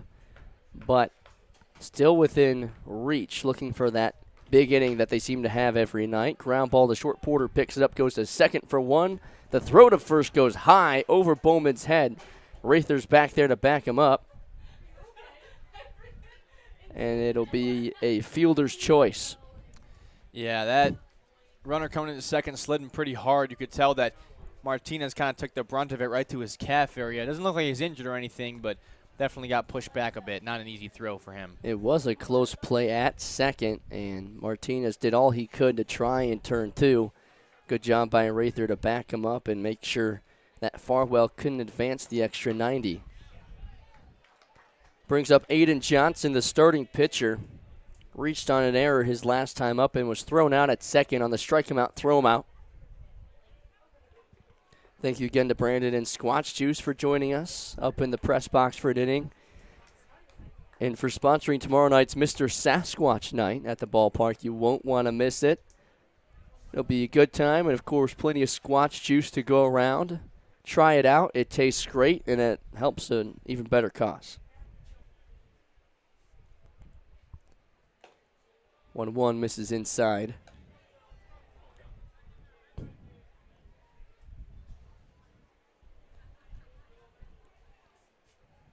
Yeah, I'm still drinking it right now. Yeah, I don't know whether to finish it or, like, save it.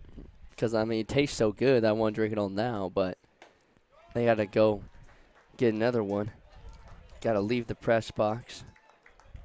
But I might have to. I mean, this stuff is awesome. Even count on Johnson.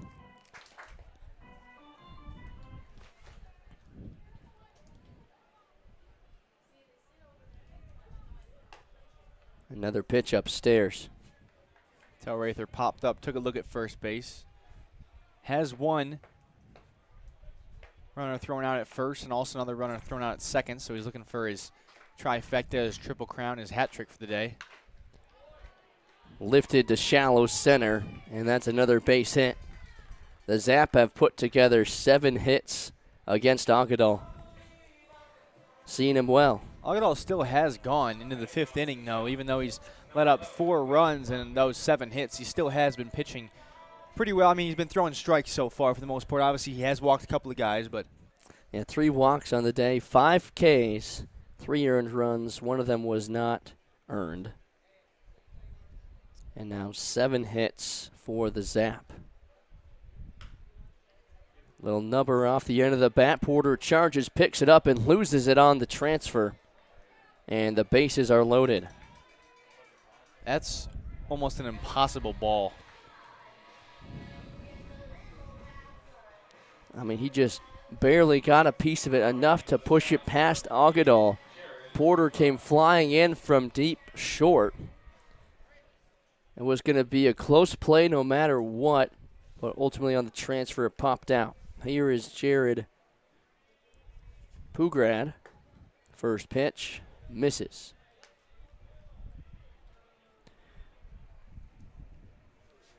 Pugrad today is 1 for 2. Singled his first time up. Called a strike at the bottom of the zone. Good placement by Tristan. And this could be Aug's last inning if he gets out of this one. Obviously, bases loaded gives you a shot for a double play or a play at the plate, pardon me, but we'll see what the Squatch defense can do here. They've been reliable all season. Ben Foyer leads the team in double plays with 11. Not a bad stat when your shortstop has 11 double play balls. But Foyer not in the game tonight, and it's Clay Porter at short. This one's fouled away. See if Porter can start to climb up and challenge Foyer for the league or for the team lead in doubles. He's definitely got a pretty solid bat, Porter does. Foyer can hit as well. He's had one of the only triples on the year, but Porter seems to have a bigger barrel consistently nonetheless. 2 really good shortstops. It's always good to have a battle over there. 2-2, way upstairs and away, and Agudal shakes his head.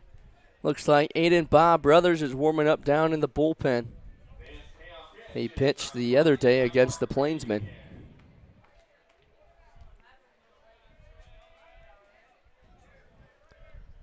Here's the payoff.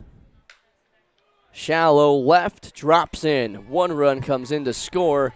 Here comes Johnson from second, and it's a 2-run single for Jared Pugrad. Just dinked it right over that gap between Trujillo and Porter. And I'd be surprised if Agudal's going to get another at-bat. Looks like Octo's going to pop out of the dugout. No signal yet. Agudal has been, again, he's been a consistent starter for the Sasquatch. And they definitely need his arm, with Evan Luke most likely leaving after his injury that he sustained last week. So they're looking for someone to take that spot from Evan Luke. The last thing you want is for another one of your starters to start having the wheels come off and need to find another one, but by no means is that happening to Tristan yet. Just another rough outing. Right. And Octo's going to leave him in and see if he can get out of this inning.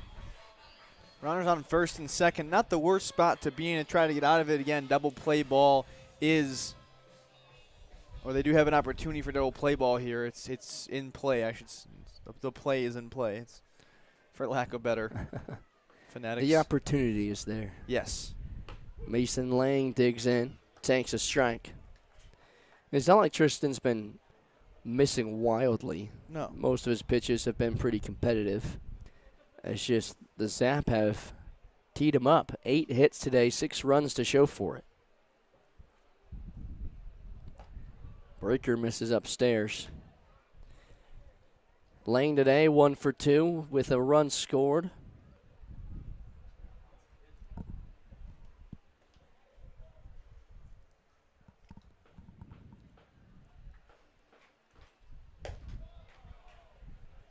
And when Tristan has missed, it's been up. It really has been. It's like he's releasing the ball just a little too early almost. He's not coming through that full motion.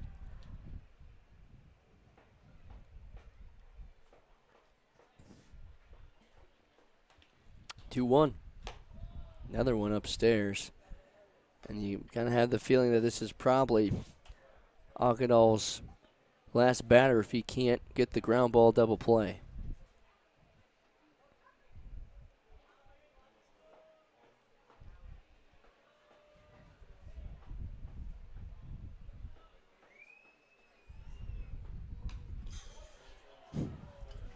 Good bounce back pitch. It was the same pitch that he threw, but obviously more in the zone. He's been trying to work that up, that high part of the zone all night, and finally able to bring it down a couple of inches and put it in the zone. Full count, 1 down, 2 runners on.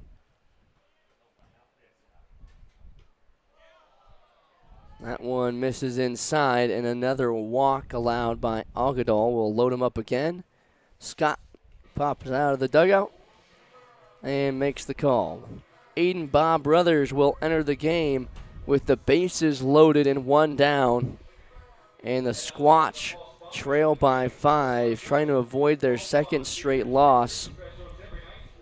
Agudal's final stat line: 4 1/3, 8 hits, 6 runs, 5 of them earned, 4 walks, and 5 strikeouts. Bob comes into the game when we come back.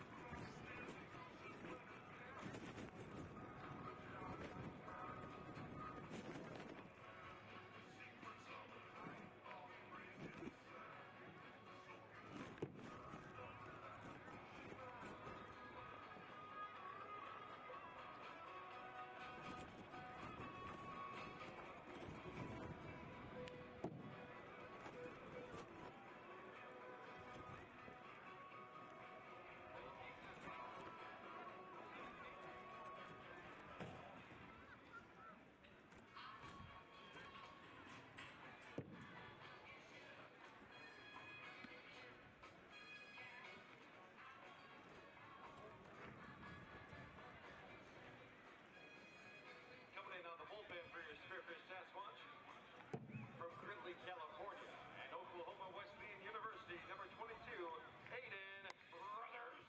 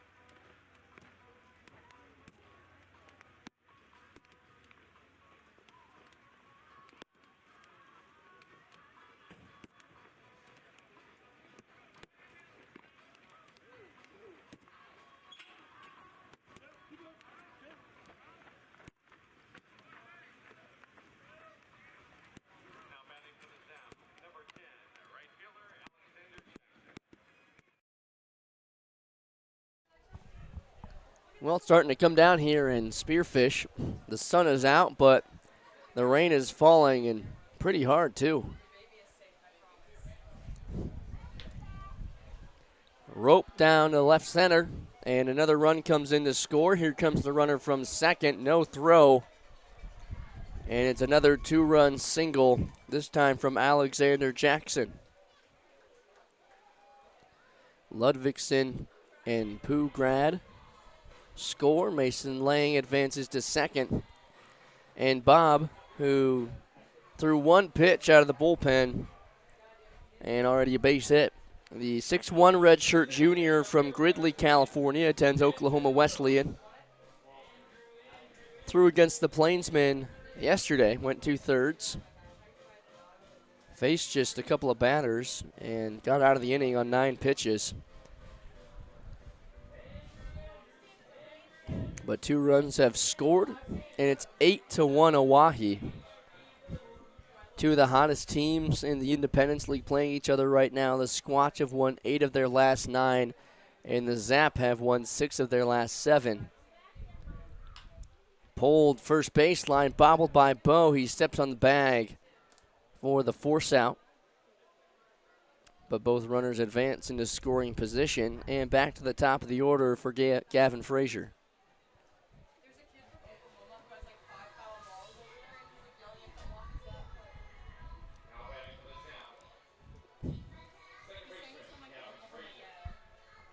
Frazier today is 1 for 1. He singled and scored in the first. Walked and scored his last time up. First pitch fouled over our heads. Yeah, Jackson Peters was up here the other day, and you were asking him about Bob, and he said he throws a lot of strikes, which obviously he does. A couple pitches, a couple hits, a couple foul balls here, but no real crazy pitches from Bob. He's just throwing to bat. Tapper up the third base line, goes foul. There was a cell phone with a green case turned in over at the concession stand. Yeah, some pretty heavy rain that was coming in just a second ago. Kind of dying down now. It smells like, it's like the rain on concrete smell reminds me of like a driveway, you know. It's like some nostalgia on the way to summer camp. You don't really want to go, but now that it's raining, you'll be inside, so. Smells like summer. Smells like summer, really does. This mountain climate is really unpredictable. Or, It is. Mountain hill climate. Mountain hill climate. Popped up, Bowman in foul territory, lays out and makes the sliding catch for out number 3. And that's something the rain's good for, is sliding around in the grass. Big Bo comes in to make the play and strands a couple of runners, but the damage is done. The Zap lead at 8-1, hang 4 in the top of the 5th. Can the Squatch Bats come alive and chip away at this lead? We'll find out when we come back.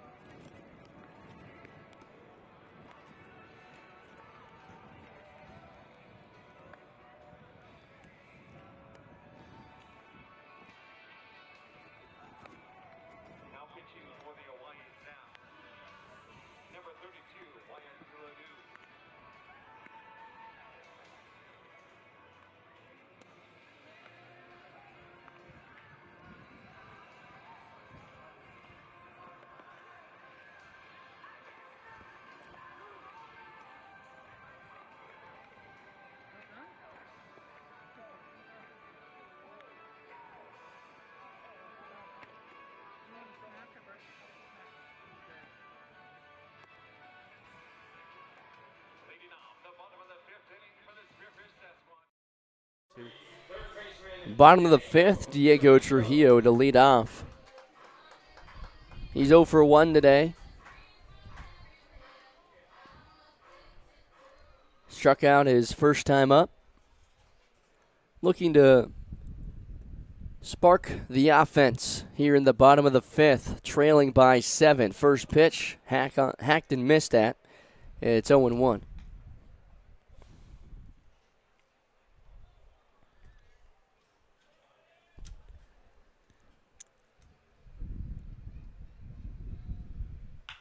Roped to left. Down for a base hit into the corner. Picked up by Golden, and he'll keep Trujillo at first. Leadoff single for the top of the order, Clay Porter. It's a good piece of hitting right there from Diego. As we mentioned, he's been pretty solid at the plate when he's gotten his chance. A true two-way player, and Diego, I mean, it's hard to say which one you'd rather have him at if you had the choice. Right. I mean, he's got a great arm. He's picked up quite a few strikeouts on the year. Also produces a lot of soft contact. He has a 3.32 ERA and 10 strikeouts. Runner takes out for second, and apparently he's got some good wheels too. We were just talking the other day about what guys could possibly play more than just 1 to 3 positions. And I think Diego could possibly, if he can play third, he'll probably play short. You got the arm for it. He could probably play most spots in the infield. He's not too short. He could play first. I don't know about outfield, but he's got some wheels right there. We see on the steal. 1-1, misses low. It's just so hard to decide whether you'd want him to hit or you want to pitch. I mean, he's got a great arm and hits over 300. Has a couple of doubles. And obviously he can get on base, an on-base percentage of .486. High fly ball down the left field line. Phillips catches up to it on the warning track. Diego has to go back to second as he was trying to score. Didn't think that Nick Golden was going to catch up to it. But a great play out there in left. Reaches over his shoulder to make the play.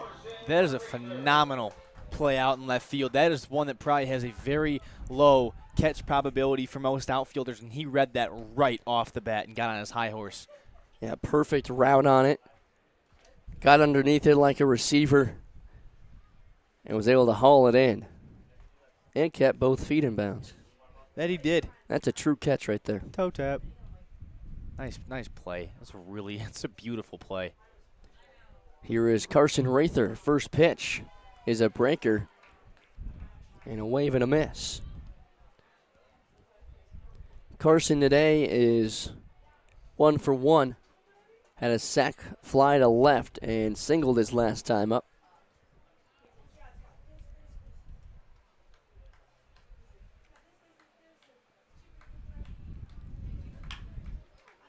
Hammered right side, but the second baseman, Frazier, is there to flip it to first for the second out.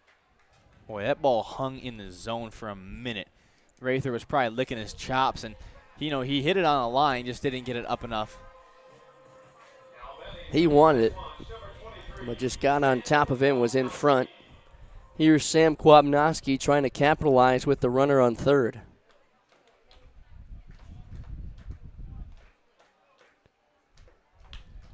Lifted to right, in comes Jackson, and he makes the catch. Kwap just stuck his bat out there, couldn't get a true barrel on it, and Alexander Jackson able to catch up to it. Trujillo stranded on third. It's 8-1, and the Zap are rolling here in Spearfish.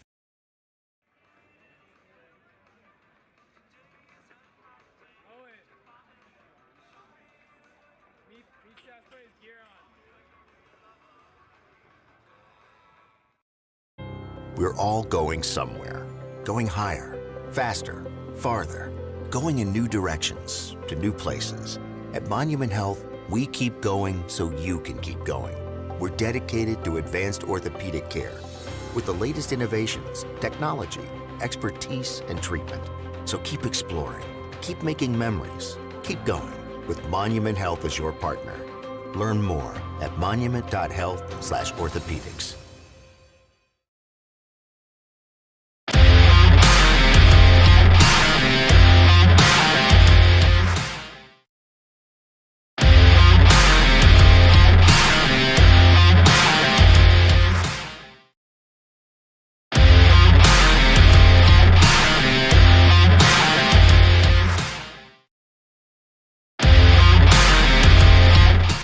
Squatch in the 8-1 Zap, in the top of the 6th. So used to having Spearfish in front, but today a little bit of a different story. We've got Luke Layden. Let's hear what's going on around the rest of the league. Yeah, so around the league, only one game today, but it's the Prospects versus Fremont Moo. It's actually going on right now. It's mid-5. Prospects are up 6-5. They've been having a bounce back couple of games since they were here. They have, and hopefully the second half may change their season around. Maybe win the second half, and hopefully Squatch can bounce back in this game. Yeah, absolutely. See if Bob can keep the Zap off the board this inning, and keep the damage to a minimum and give the Squatch a chance going down the stretch. All right, thank you. Yep, thanks, Luke. That is around the league with Luke Layden, keeping us updated on what's going on with the rest of the teams as we are in the second half.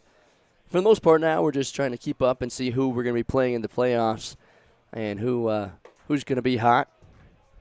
And the Zap are hot right now as it'll be Nick Golden to lead off the top of the 6th. Now joining us up in the press box is Evan Luke. Ooh, watch out. Bob throws it behind Golden. Evan, not quite the start that we were expecting from the guys, now starting to get later into the ball game. What's been the vibes down in the dugout? It's been a little tense down there for sure, but like we've seen in the past, we can do incredible things even whenever we're down. My mind goes back to that Fremont game whenever we were down 8-0, 9-0, and we came all the way back and won it. It's just the fight in this team, and I believe that there's no game that we're truly out of, no matter how far the game has gone so far. I'm pretty sure you guys were down either 8-0 or 8-1 and came back and won it in extras 9-8. So this looks pretty familiar, but this time we're at home. See if the Squatch can make a comeback. Let's talk about Tristan a little bit. Of course, not the start he was looking for, some free bases, but the Zap, their bats just seem to be hot tonight. Yeah, and absolutely. And I know the Zap had seen Tristan in the past whenever he went 6 perfect and then started to give up a little bit of hits. So I think they finally had timed him up, and they knew what they needed to do going into this game. And it's just one of those unfortunate things where they were putting bat on ball, and a lot of the contact that they were getting was very, very weak. Shout out to my family right down there taking pictures of me in the press box. There we go. Nick Golden goes down looking.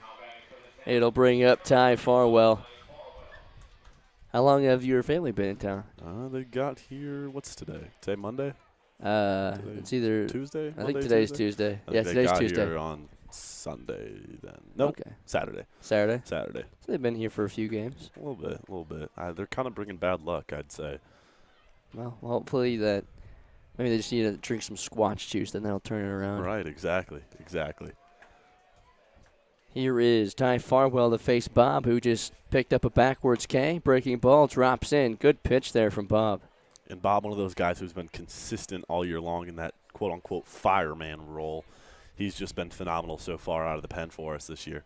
What does the fireman role entail?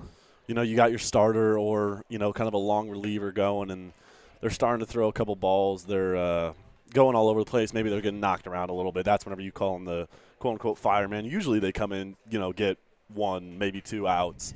But Bob going back out there for this inning, I believe that's an octo thing. We're running a little bit low on pitching so far this week. So hammered to deep right field, and it is gone.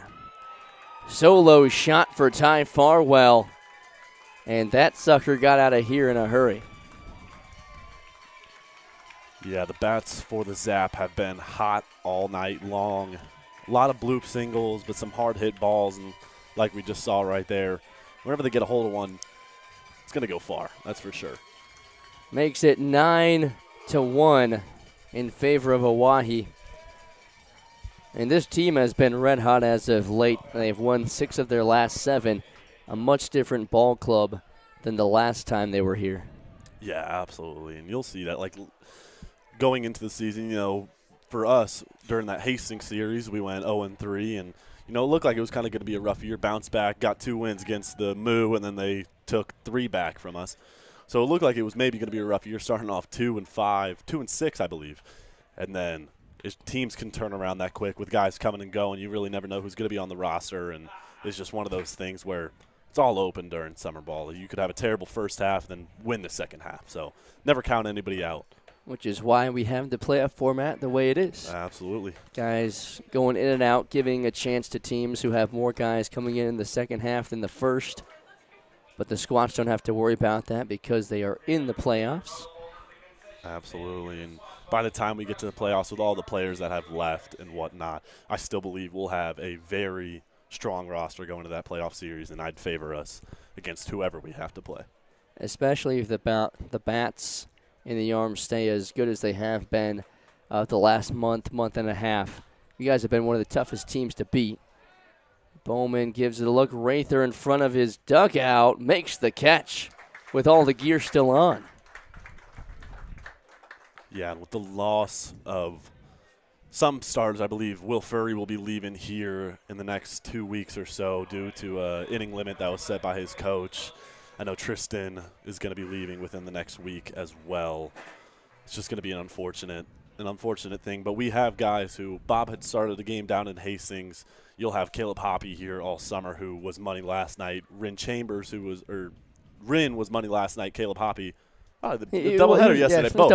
Both of them. Right. They were both phenomenal yesterday in their starts, and I have full confidence in this team on whatever they choose to do. And a few other arms coming in as well.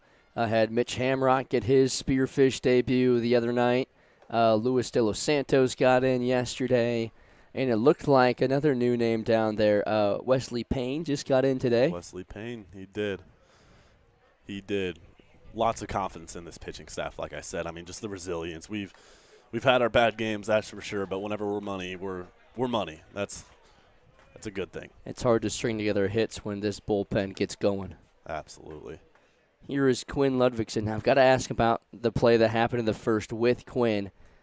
It looked like he had scored, but then they called him out. Was it because he didn't touch the base? I believe so. I believe he missed third base rounding. I'm not too awfully sure. I was kind of talking with BY down there. That's on me for not really paying too much attention. Gosh, Evan. But I believe from talking to other people that is what happened. I didn't see myself, though. And that had us a little bit confused up there just because there wasn't a tag play. Pulled to Bowman, and it eats him up and goes into shallow right field. He came up again on the short hop and just bounces off the heel of his glove and slides into right field.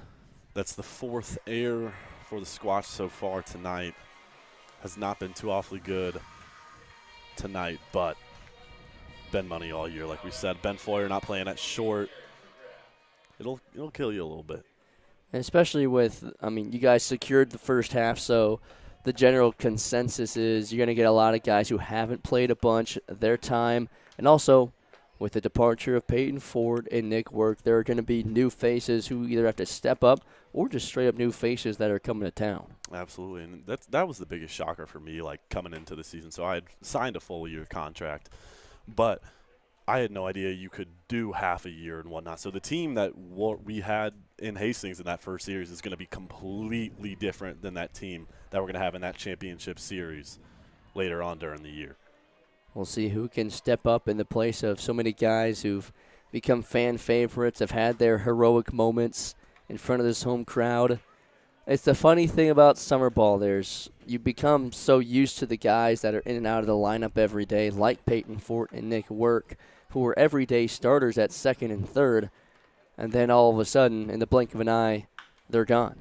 Yeah, it really is the craziest thing. I remember whenever I heard that Peyton Fort was leaving early, I was like, well, what are you doing? Didn't you have to sign a contract for the entire year? And then that's whenever I found out, you can leave at this time if you say that you're going to leave at this time. And it really is a crazy thing.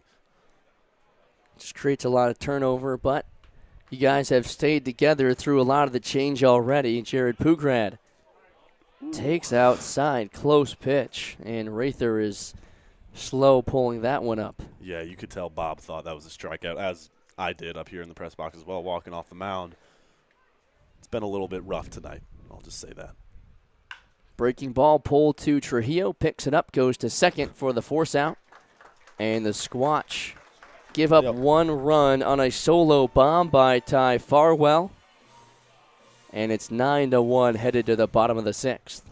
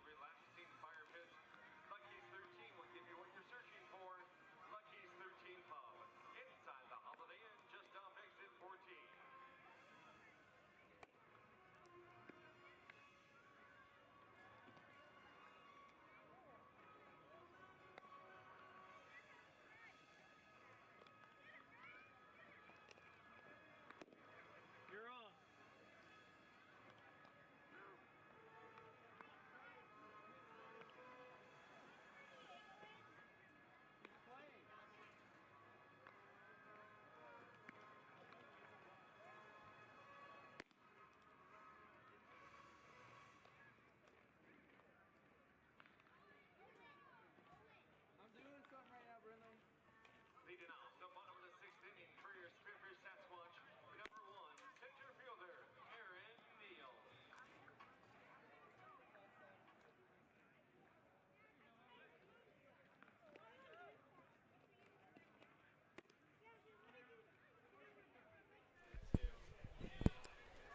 First pitch to Aaron Neals. Misses away for ball one. Neals today is 0 for 2, a pop out and a strikeout on his scorecard. A.J. Reister and Evan Luke up in the broadcast booth.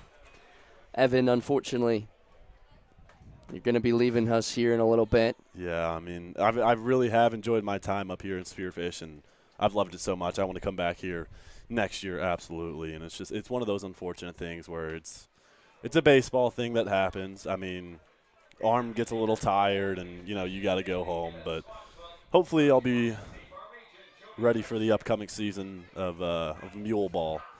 I was going to say, your team had a heck of a run in the College World Series this last spring, playing at Central Missouri. What's the hope for this upcoming year for school? I mean, just go one spot up. I mean, came in second this past year, and anytime you're at that school, the goal, the standard is a national championship, a conference championship, whatever it may be. We have a slogan that says, "Mules play for rings," and that couldn't be more true. Neals goes down looking. A strikeout for Wyatt Gladue. Brings up Jordan Bowman with nobody on. Now, you didn't get a whole lot of chances last spring due to an injury, but you were able to pitch one inning? Yep. Through one inning. Right. 0.00 ERA. You know what? That'll play. That'll play. Came up here, play. didn't do too bad. Didn't do too bad until that last game. That was a little bit of a rough one. Definitely did not have my best stuff going into that one, but I felt good about coming up here and finally pitching again. I mean, it really did just feel really good to go deep into games, which is something that I hadn't done in a very long time. So.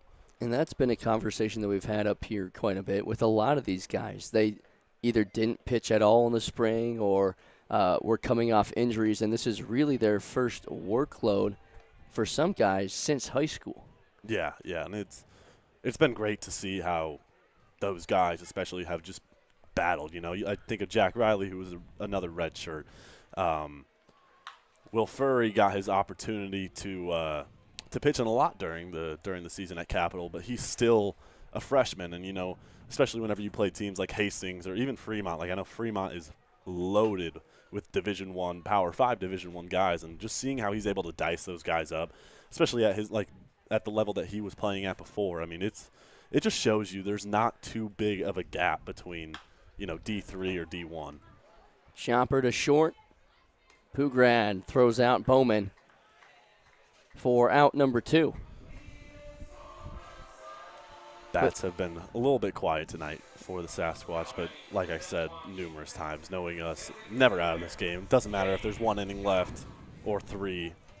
The result won't really change. I have full confidence in these bats to get back.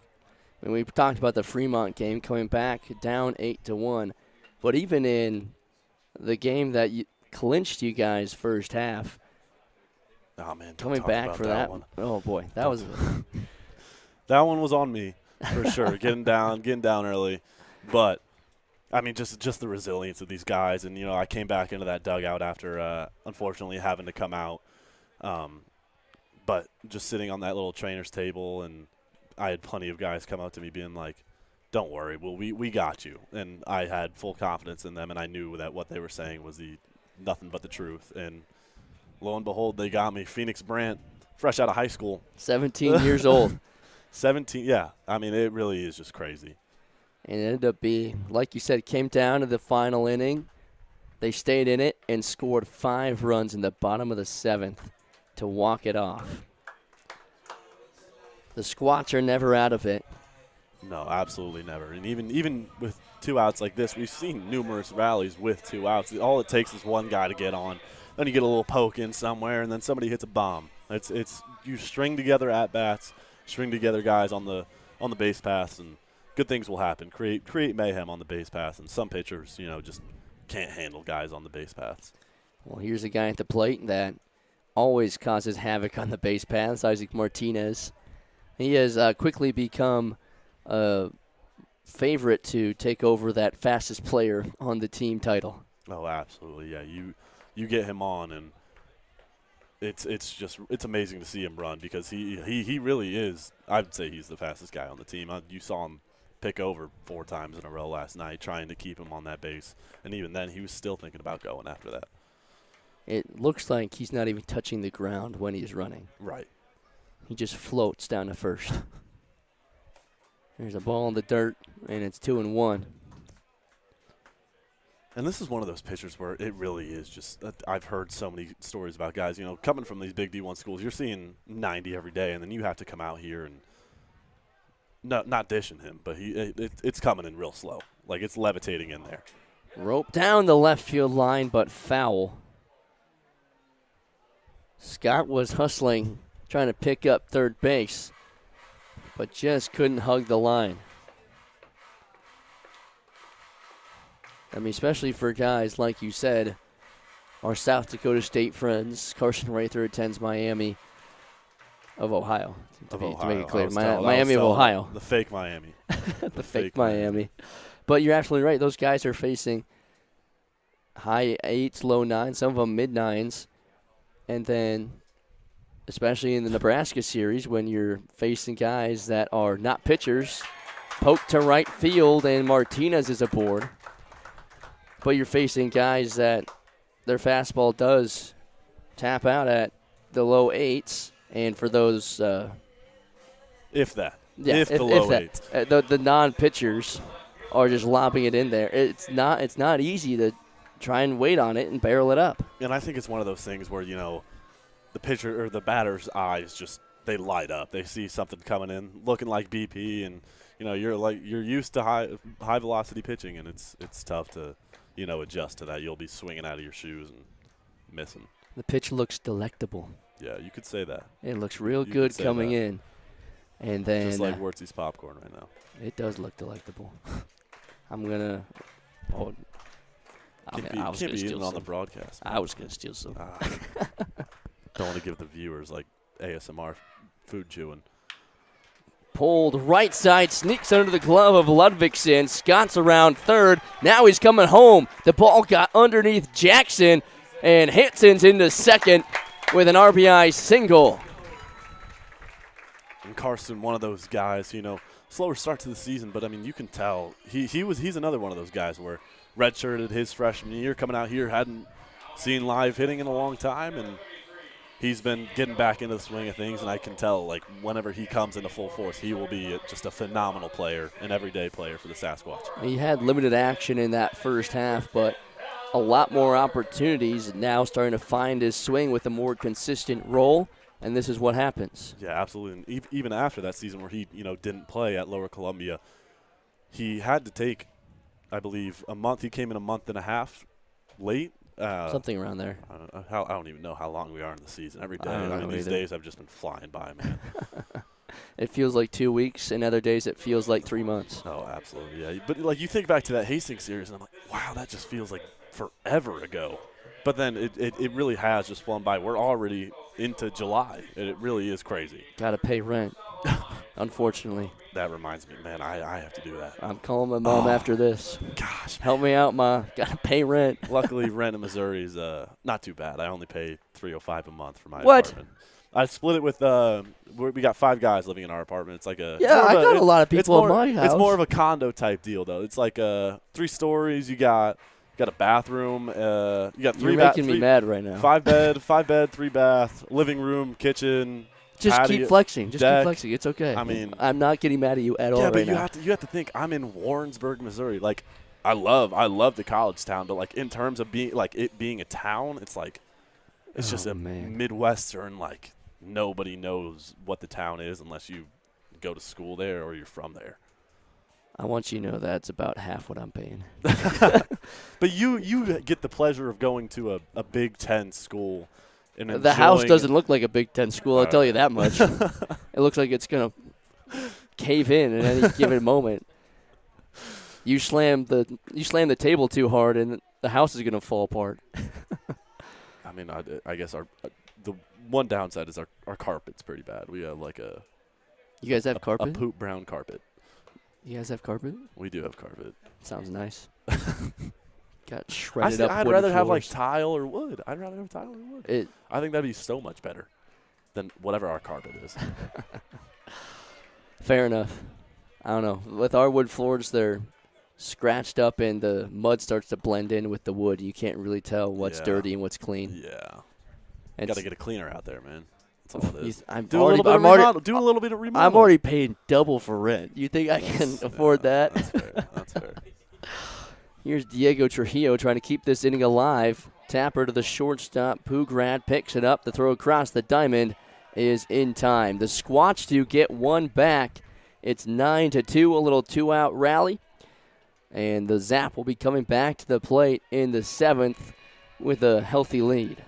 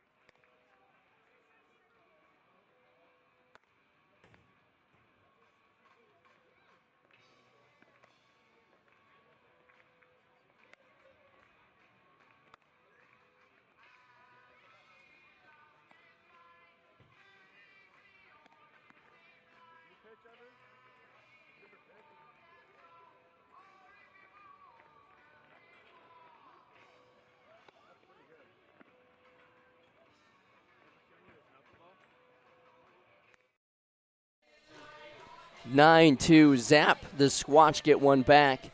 In the bottom of the 6th, Jack Riley will be the pitcher out of the bullpen for Bob. Aiden, if I could request this camera angle right here. We're gonna take a look at Evan Luke's hair. Now, Evan, you've been debating what to do with your hair.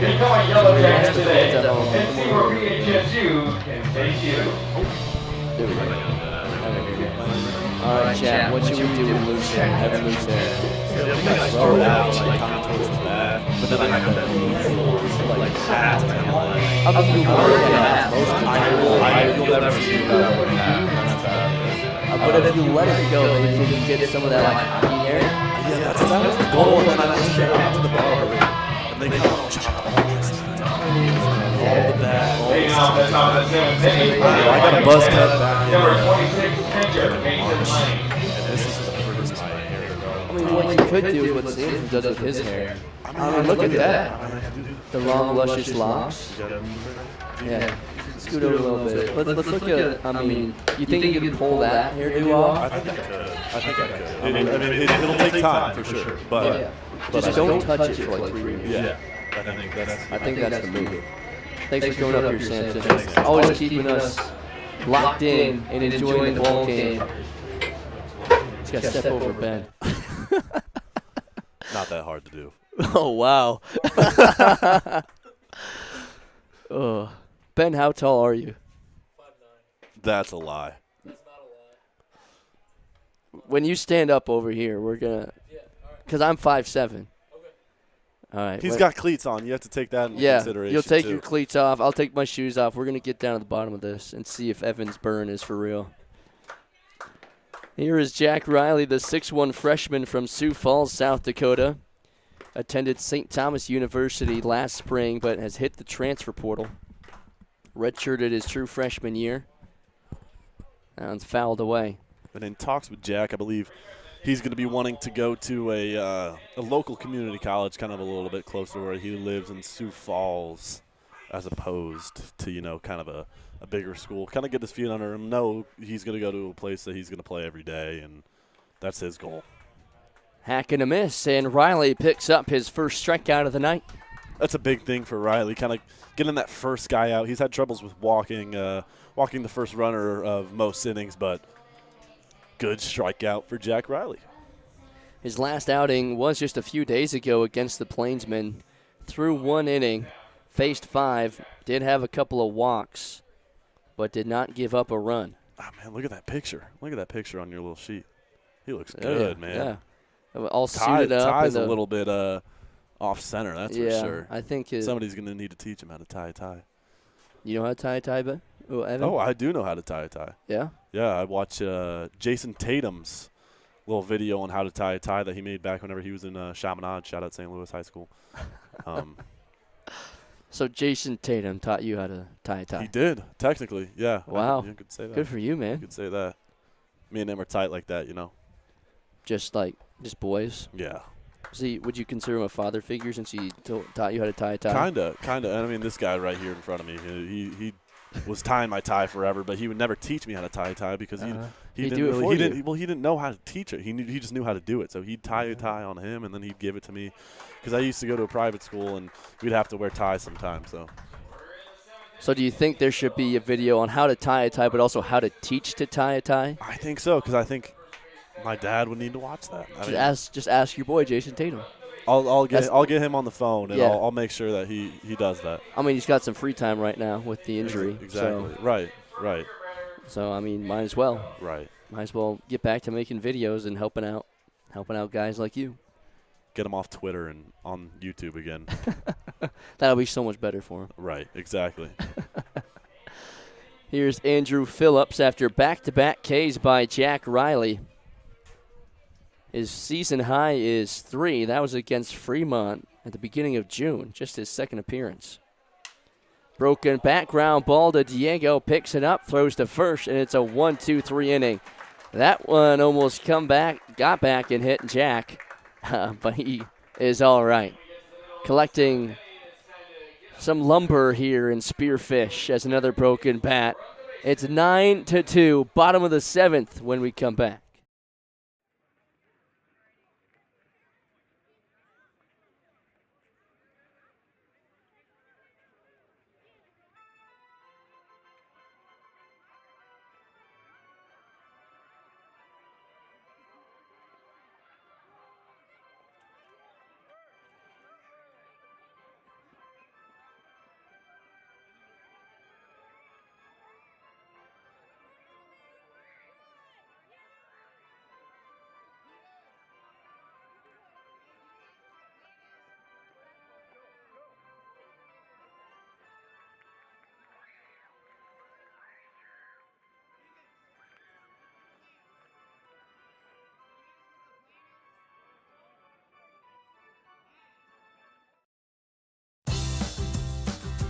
When you venture to Spearfish in the Black Hills of South Dakota, you'll find rugged hiking and biking trails, extreme rock climbs, and views that will take your breath away.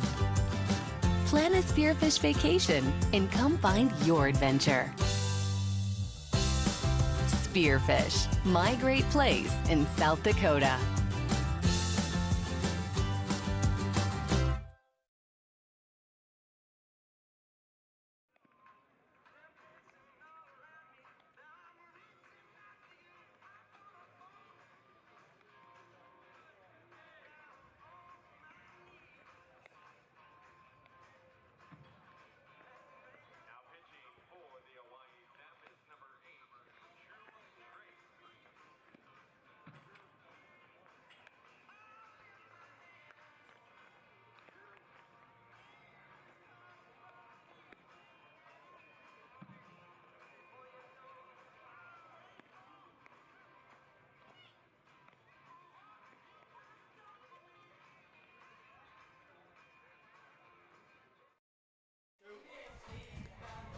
Nine 2 Zap. Bottom of the 7th. New pitcher is Drew Drake, making his first appearance out of the pen for the Zap this summer. Attends Ellsworth Community College. He will face the top of the order, Clay Porter, Carson Rather, and Sam Kwapnoski, as this one's popped up to left, and an easy out for Nick Golden. Thought he got more of that than he actually did. Yeah, and he's a guy that, I mean, if he's going to put bat to ball, then could go real far. Here is Carson Rather. Now, I've asked a few people this. Why is he nicknamed Meatball? I mean, just look at him. That is what Aiden said. He's just a compact dude, and it's not like he's just got power on him. High fly ball to deep right center. It'll be cut up to by Jackson. I mean, all the power's just compressed into him. Is that what? That's kind of what it is. I mean, he looks like a meatball. Like, well, what Aiden and I said when he first came up, we said if you were to guess the sport that he played, just if he was in his street clothes, you'd probably say wrestling, right? Yeah, for sure. Absolutely. He looks Either like a that scrapper. or, kind of just like an undersized running back. Yep. I'd say. Could see that. Those are my two guesses. He's a great catcher, though. Oh, Give you that much. Phenomenal. Here's Sam Kwapnoski with nobody on and 2 down in the bottom of the 7th. A couple of quick outs for Drew Drake.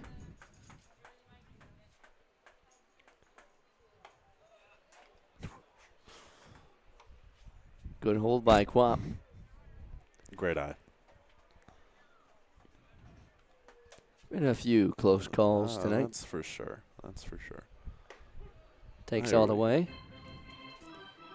Yeah, on 3-0, you're never swinging, especially with the tight, large zone we've seen today. I don't really know. Back and forth. Coin toss, that's for sure. 2 out walk, and the Squatch have some traction. Trying to see who's up and moving around in the pen. Believe that looks like Phoenix Brant. Awesome. The freshly graduated high schooler. And I can tell that by the white socks because I've been trying to tell him that he needs to invest in like a pair of baseball socks or something. He's just got like those white Nike ones on right now that don't really go all the way up. Like the ones I'm wearing? Yeah, those exact ones. But he's got them like all the way up.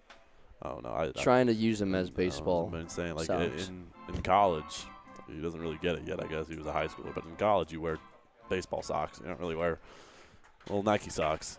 At least he's not like Furry who wears ankle socks. Yeah. Yeah. Furry's a guy that wears ankle socks. And I think that it's a terrible look. It's a terrible look. It really is. I feel like your cleat would just rub up against your ankle and it just hurt. Niels pops it up. It'll stay in the infield. Ludvigsen underneath it makes the catch. So the Squatch get another runner on base, but unable to move him over. It's 9-2. Well, if you've taken anything away from this conversation with Evan, he needs to grow out his hair, 1, and 2, invest in some baseball socks. It looks a lot better. Follow me on Instagram, evanluk.e. Thank you, everybody. All right, get out of here. 9-2 Zap, top of the 8th when we come back.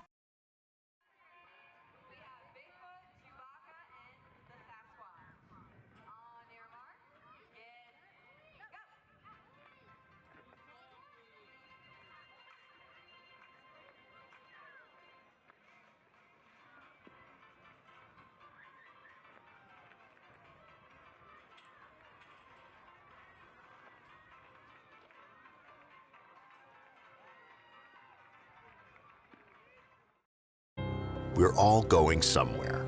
Going higher, faster, farther. Going in new directions, to new places. At Monument Health, we keep going so you can keep going. We're dedicated to advanced orthopedic care with the latest innovations, technology, expertise, and treatment. So keep exploring, keep making memories, keep going with Monument Health as your partner. Learn more at monument.health/orthopedics.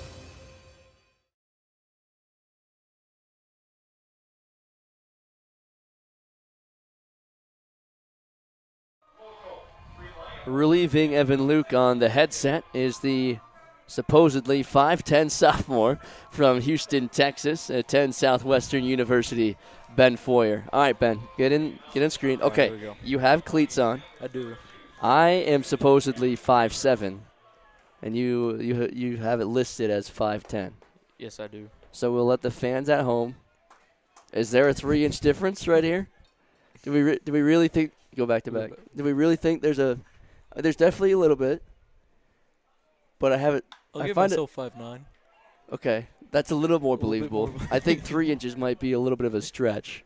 Hey, I'll take what I can get. Whenever you come up, though, I do say 5'10". Yeah, thank you. I appreciate that. I got you. Yeah. Don't worry. Only the fans watching this broadcast will know the truth. Yes, and that's all right. There's a quick out for Jack Riley. He's been great since he's come out of the pen. Couple of strikeouts. Lots of strikes. Here's Nick Golden in a 9-2 ball game. All right, Ben, this is your first time on the broadcast, so I've got to ask you, what's it been like out here in Spearfish? Oh man, it's unreal up here. Like, I love it. The people, everything. It's beautiful. Like, I've never been to this part of the country before, living in Texas. So just being out here and getting to know people from around the country and, you know, getting to enjoy this town, it's awesome. Like, I couldn't ask for anything better, honestly. I know I've asked you before, but how did you end up in Spearfish, South Dakota when you're from Houston, Texas? Man, honestly, one day I was at practice at school, and my coach came up to me. He goes, "Hey, Ben, how does going to Spearfish, South Dakota sound?" I was like, man, I'll look into it. That sounds pretty sick. So, and then here I am. That's literally what happened. So it seems like that's a common story. Nobody really knows about the area, and then their coach is like, "Hey, we've got a team up in Spearfish, South Dakota. Yep. That's where you're going this summer." Yep.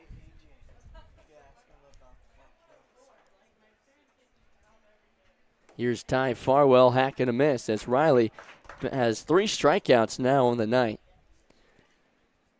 Now you've earned the nickname Volpe. Yep. You play basically every day. I mean, how many games have you actually not played in? Shoot. I think this is probably my 4th or 5th game not playing, something like that. Yeah. Yeah, something like that. You're I an don't everyday know. guy. How Yeah. are you able to stay healthy and keep your body energized when you're playing night in and night out, Oh, and sometimes double headers? Yeah, well, recovery is definitely a big thing, making sure I'm stretched out and, you know, lifting and stuff, keeping the body strong. And then also it helps my host family. They have a hot tub over there, so I get to where's the enjoy invite? that. Yeah, no, whenever you want, man. But that is really nice. But honestly, I was actually just telling someone this the other day, like, I'll wake up in the morning, the body hurts a little bit, but as soon as I get to the field and we hit BP and stuff, I feel 100% feel great. So, well, let's go. Jack Riley's feeling great right now. Back-to-back strikeouts and 6 straight put down by the freshman. Great outing, Jack. That's awesome. 9-2, bottom of the 8th. See if the Squatch bats can get hot.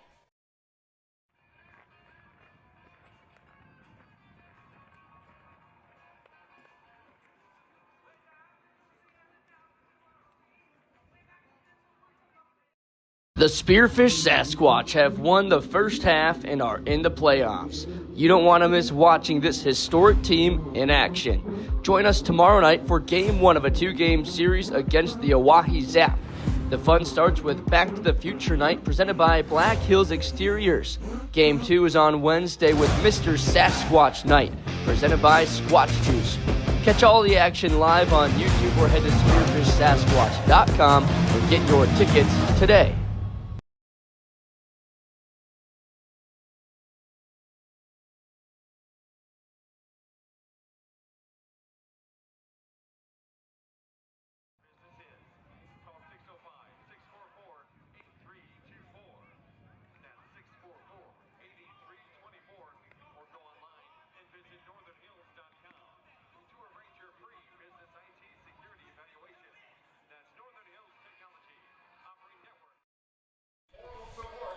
Drew Drake back out on the mound to face the Sasquatch.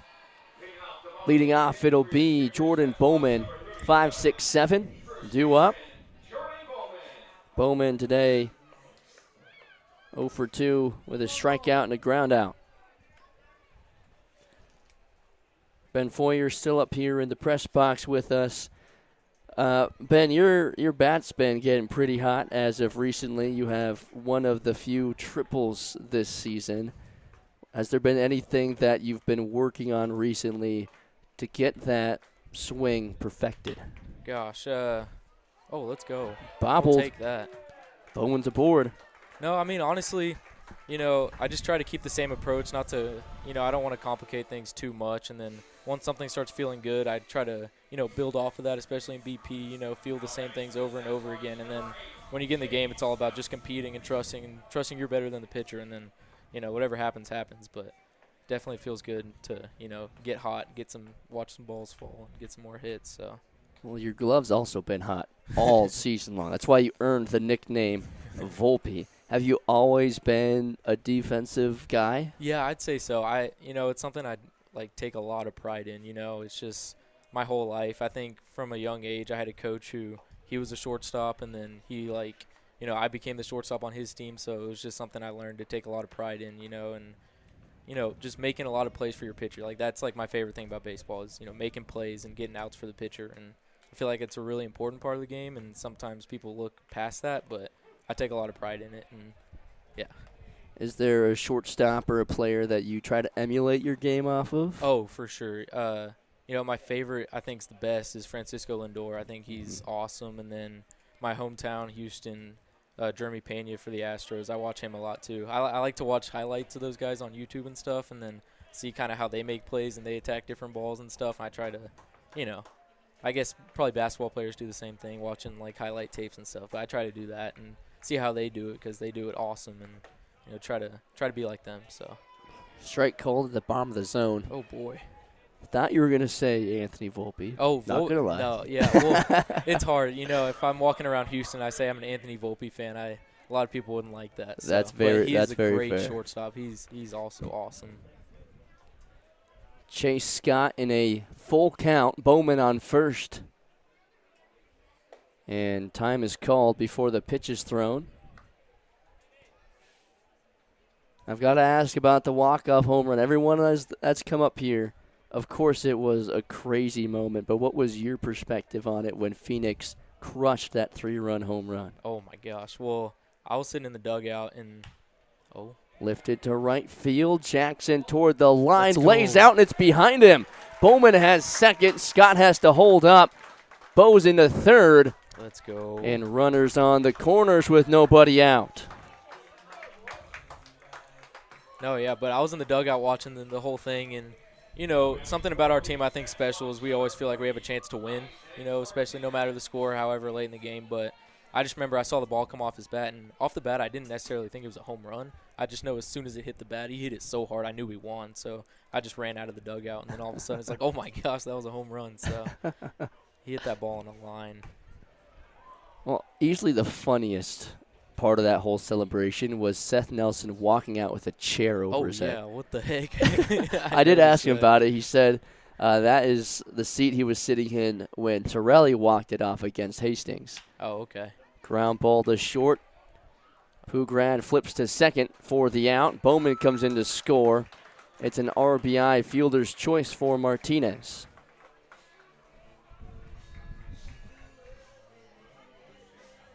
Brings up Karsten Hansen. Martinez limping a little bit after hustling down the line. I think he's going to stay in the ball game, though. Looks all right. He's been getting pretty beat up, especially that play out in left field where he tried to run through the wall. Oh, man, yeah. I got a front row seat in that one. That was not good. Well, earlier in that game, correct me if I'm wrong, but you got smoked in the face on a bad hop, didn't you? I think that might have been another game. Was that a different game? That was the same game, though, that I flipped over him when we Yes, collided. that's Yeah. right. That's what it was. Yeah, he took a beating that game. I felt terrible for him. Well, you've had a couple bad hops as well. And, again, it goes back to my question of how do you stay healthy after this? Hansen lifts it to left, and another great catch by Nick Golden. The second time he's made a wide receiver catch in left, and he is hunting those fly balls tonight. But, yeah, it goes back to my question. I mean, how do you do take a beating over there at shortstop on some of those bad hops, and you're out there every single day. Yeah. It can't be easy. No, it's not, but, it is what it is. You just got to, I don't know. It's just baseball. There's nothing, can't complain, can't say anything about it. It's just part of the game, playing baseball, and, yeah. Here's Diego Trujillo, takes a strike. Now, you and Peyton Ford had become a pretty strong duo up the middle. For sure. Obviously, P. Fort's gone now. You've had a lot of different guys slide in over there at second, including the guys playing shortstop tonight, Clay Porter. Yeah. What's it been like getting to know some different guys to the left of you? Oh, man, well, it's been – honestly, I miss P. Ford a lot. That was my guy. We had a lot of fun up the middle. We built a lot of chemistry, but, these other middle infielders, these guys are good. These guys are good ball players, and everybody, we're all on the same page. We already are communicating well, with steals and all that kind of stuff, and get excited when we get to roll double plays. Like me and Isaac, we rolled our first double play the other day. That was really cool. He's my boy, so, it's a lot of fun. Seeing people move around, be able to make plays at different positions, and everyone's really good on this team, especially defensively. I mean, it's just so much fun. I love defense. It's just so much fun, man. So it's your bread and butter. Yeah, I love it. 2-2 on Trujillo. Top of the order is on deck, and Clay Porter. Squatch trying to keep this eighth inning alive and capitalize with Martinez on first. Trujillo goes down swinging, and a strikeout for Drew Drake. Top of the ninth, the Zap looking to hang on to the 6-run lead. We'll see if it looks like it'll be Jack Riley back out for another inning of work. Let's go.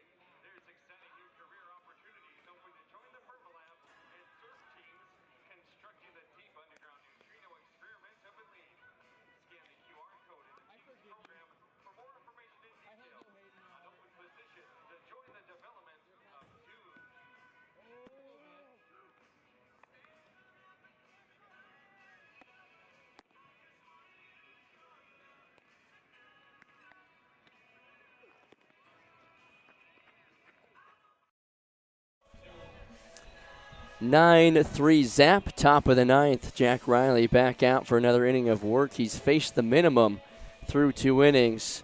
3 strikeouts on 6 batters faced. He has been dealing since coming out of the pen. Aiden Johnson, Quinn Ludvigsen, and Jaron Pugrad to lead off. for the Zap. First pitch from Riley, misses away. Now, Ben, you finished up your second year at Southwestern University, right? Yes, I did. How'd that go for you? It was a tough year, for a lot of players in the lineup, and then as a team as a whole. Like, we kind of, we had a lot of high expectations going into the year. We're a school that goes to the conference tournament a lot to go compete and for a regional, but, it was a little disappointing this past year, but, it is what it is. It happens, but. Yeah. What are you studying down there? Currently business. That is my major as of right now, and hopefully maybe one day I could take me into some sort of law field or something like that. Okay. So I think that'd be pretty sweet. Why do you want to go down the law? I don't know. It's just something I've always thought was pretty cool. Yeah. Is there anything that sparked that, or was it just Well, I've talked to some people, and then I've always thought lawyers are pretty cool people, and they make a lot of money. So I see them, I'm like, well, that's a cool dude. So yeah, I just, I always respect people that are lawyers and have to go to school and study that. I feel like those people are pretty smart. So to be a lawyer, I feel like would be a pretty big deal.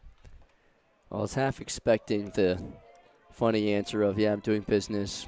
I'm going to school for baseball. Going to school for baseball. That's what I've gotten a lot when I ask that question. So it's good that you have a plan, though, an idea of what you would like to do outside of baseball. Yeah.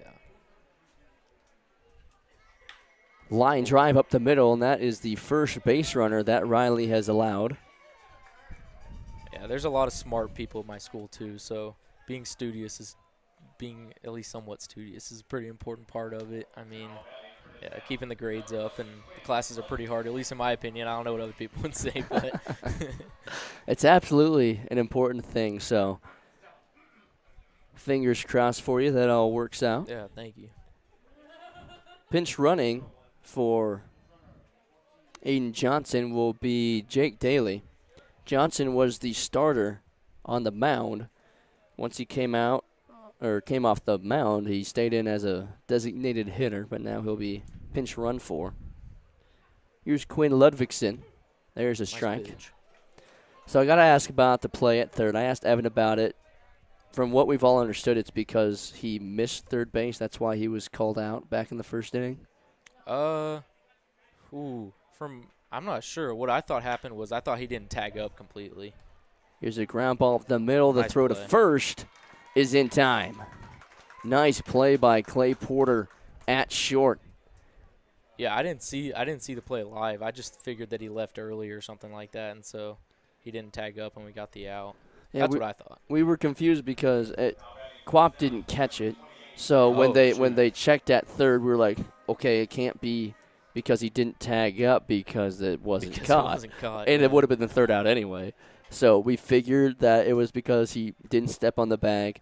But I was going to ask you, as a shortstop, is that something that you have to pay attention to in case the guy does miss second? Yeah, no, it definitely is something, especially if you're not part of the play. I mean, a lot of times you are the cut guy, and so you have to be out there and watching runners and making sure the ball is coming from the outfield and going to the right place. But definitely if you're not doing anything, you're standing there, you want to get an out any way you can. So if you're paying attention, it's definitely a good thing to do. Have you ever caught anybody doing that? I have not, I don't think. I love catching people when they don't tag up, though. That's my favorite thing in the world. Yeah. That's awesome.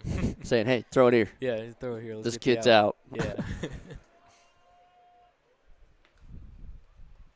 Skips between the wickets up the first base line, and that moves Jake Daly into third base. Pugrad trying to poke one somewhere and extend the Zap lead. This looks like it's, there is one arm up and moving around just in case Jack can't get out of the inning. Looks like Brian Young down there. Oh, nice. Here's a walk on Pugrad. It'll bring up Mason Lang with the runners on the corners. So in a situation like this with runners on the corners, of course you're hoping for the ground ball double play. Yep. What is your mindset for a play like this? Were you positioning yourself? What's the communication between you and Martinez? We're definitely thinking turning double play here, and especially with this grass, it's a little bit thicker grass, so I get in double play depth, and I like to play in a little bit so the ball gets to me faster to make sure we get 2, because if we don't, then that run scores, and definitely don't want that. So basically selling out for 2 in this situation. Is that what they're talking about right now? Probably. Here's Mason Lang, the starting catcher.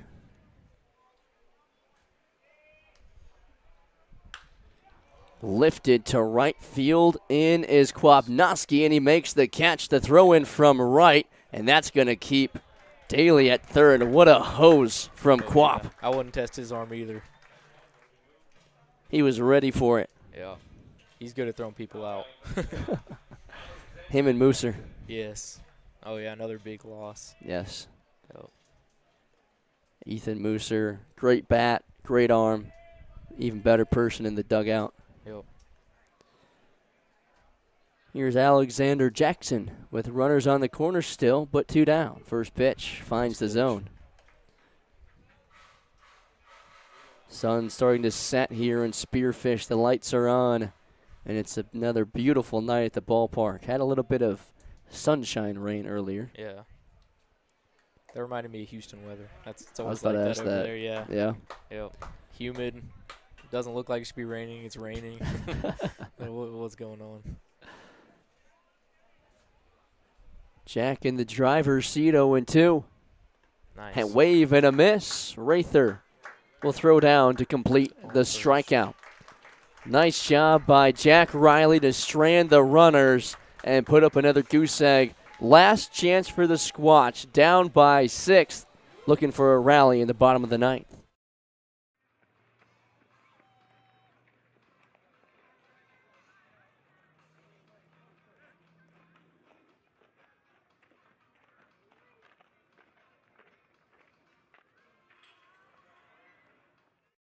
Hi, I'm Dr. Jet Rogers at Peak Family Chiropractic and Sports Performance.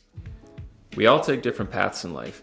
That's why we utilize multiple different treatments here at Peak. Our main treatment is our high-level chiropractic adjustment, but we also emphasize the use of cupping, scraping, vibration massage, trigger point therapy, and active care to promote movement, strength, mobility, and most of all, pain relief. Why travel to multiple locations when you can have total wellness under one roof? Stop in today and let's get you to your peak.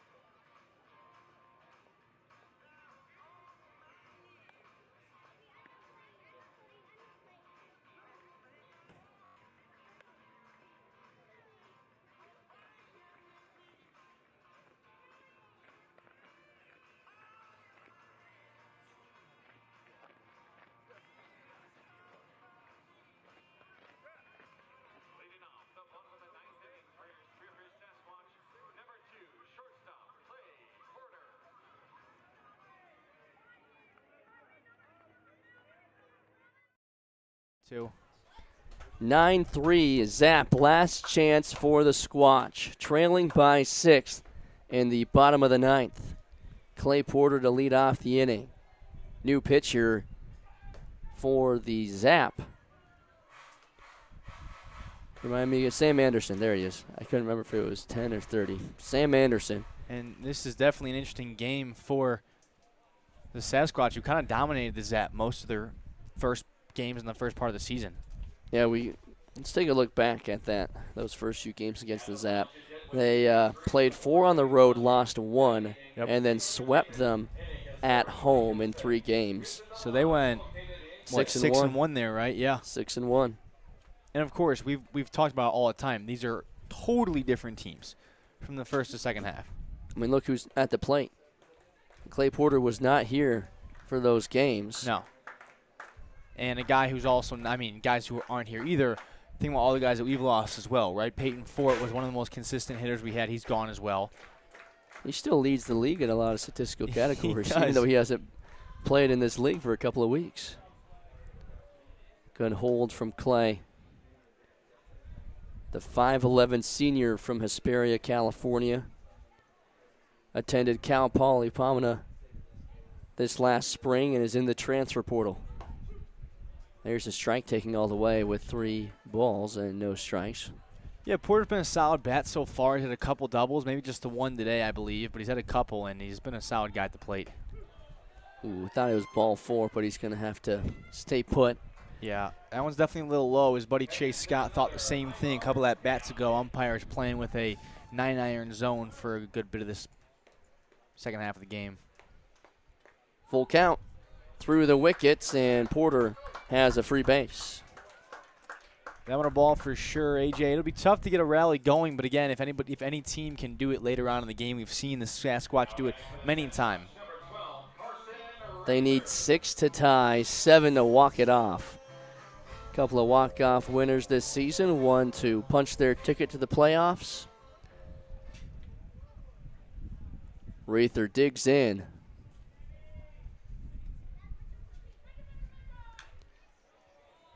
He had a sac fly in the first, a single in the third. Since then, a ground out and a fly out. Yeah. I mean, listen, it'd be tough for the Squatch. You'd need some good hits. You need some good base running. You need some moments of serendipity. You kind of need a whole conglomeration of all those things together. Away.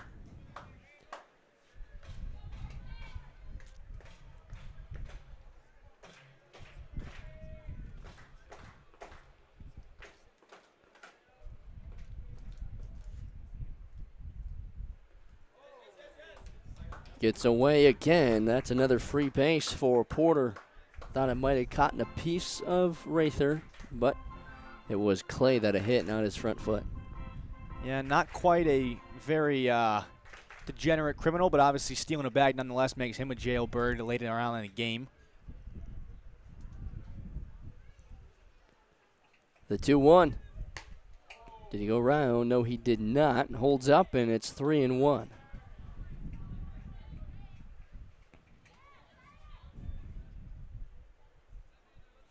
Big gap in right center if he can pull it that way. Pops it up to the left side.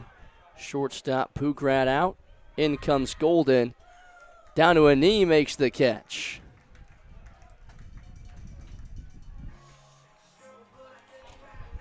Two outs to play with here for the rest of the game for the Squatch. Obviously not the way they wanted this one to go. A couple of weird games, actually a pretty weird 24 hours. They win the first of the doubleheader yesterday versus the Plainsmen, lose the second one in a very odd fashion. They were up 4-0 at one point, gave up a couple runs later on. Ground ball deep into the hole at second. Diving stop by Frazier. Fires to first in time.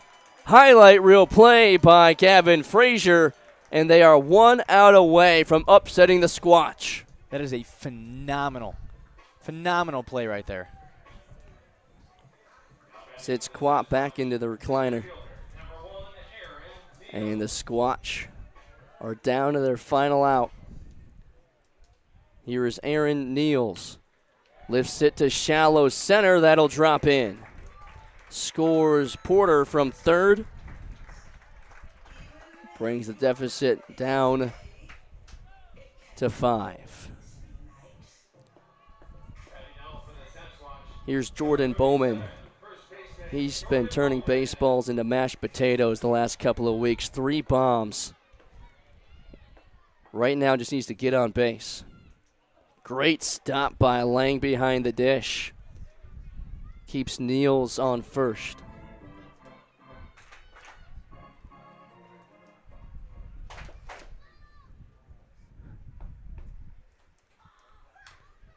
fouled off.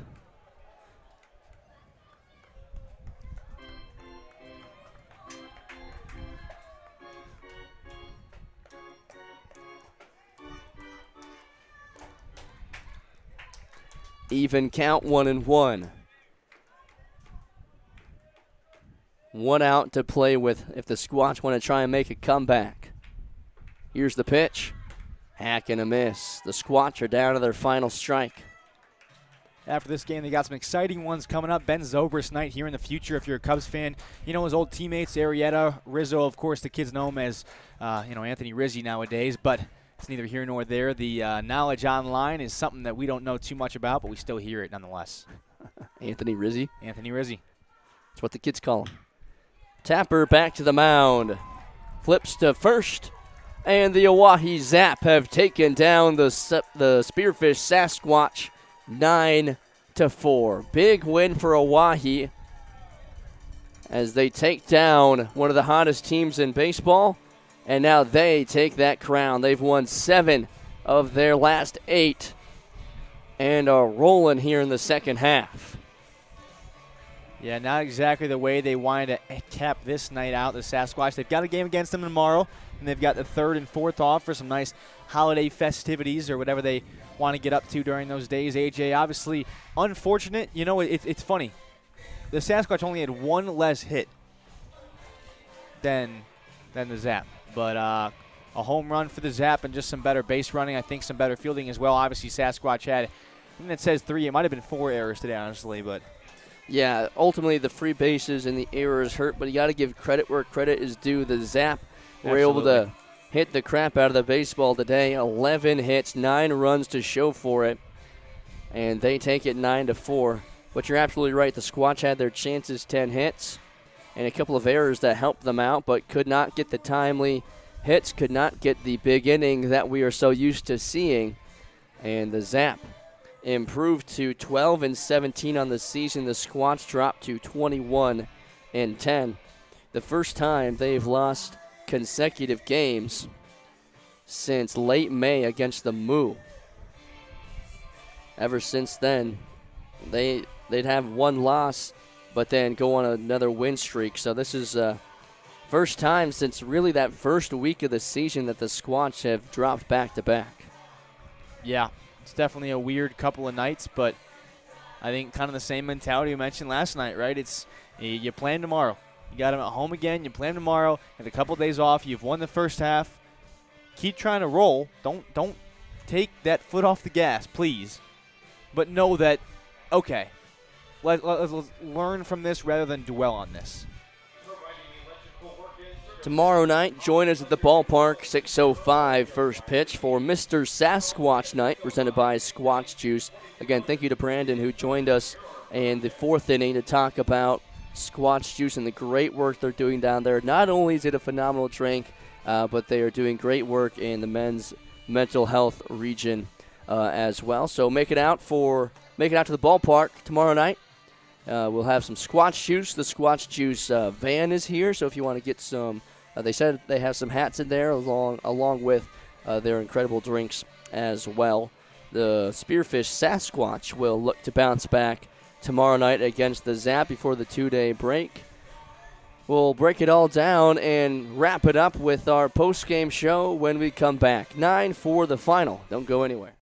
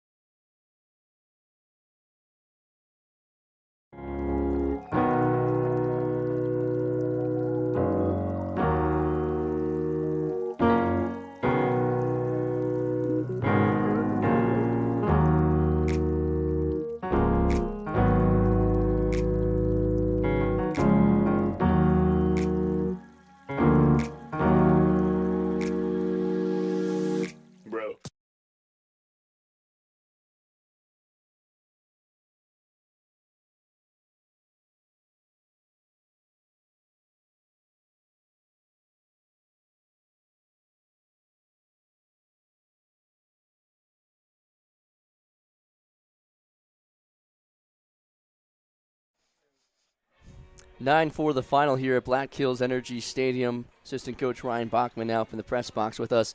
Bach, obviously one that stings a little bit. First time you guys have lost back-to-back games since late May, which was the first couple weeks of the season. So you got to give yourselves a huge testament to that. It's been a long time since you guys have lost back-to-back games, but ultimately just couldn't get the bats going tonight. What were some of the overall thoughts in the huddle down there? Yeah, it's just baseball's funny sometimes. I think that's the biggest thing is that we're able to just try to bounce back as quick as possible. I think good offenses get back into games and get back to winning quicker than other ones. You know, that's the difference is that how quick can you kind of get out of these little mini skids, you know. So trying to just make sure the guys know that, you know, everyone's kind of going to give us their best game is what we've done. And so we got to rise up and meet that challenge. You got to give credit to the Zap as well. Tristan Agadel is not an easy arm to hit off of, but they were able to get 11 hits overall in the game. Was there any conversation with Tristan after the start about how it all went down? No, I think Tristan's didn't have his best stuff today, but I mean, I think that a lot of the, you know, they had 11 hits and none of them, well, not none of them. There are a few hard hit balls, but they got some squeakers through that were, you know, this again, baseball. So Tristan threw well. Like I said, he didn't have his best stuff, but he also got kind of unlucky too. So. And a big bright spot on the mound was Jack Riley. His first 6 batters, he sat down. 4 of them were strikeouts.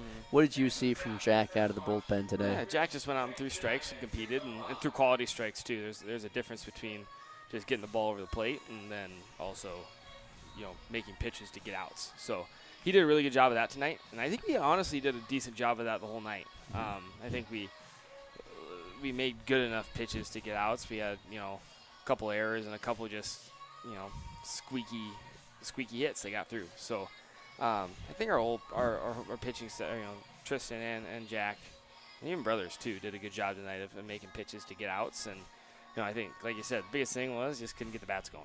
So.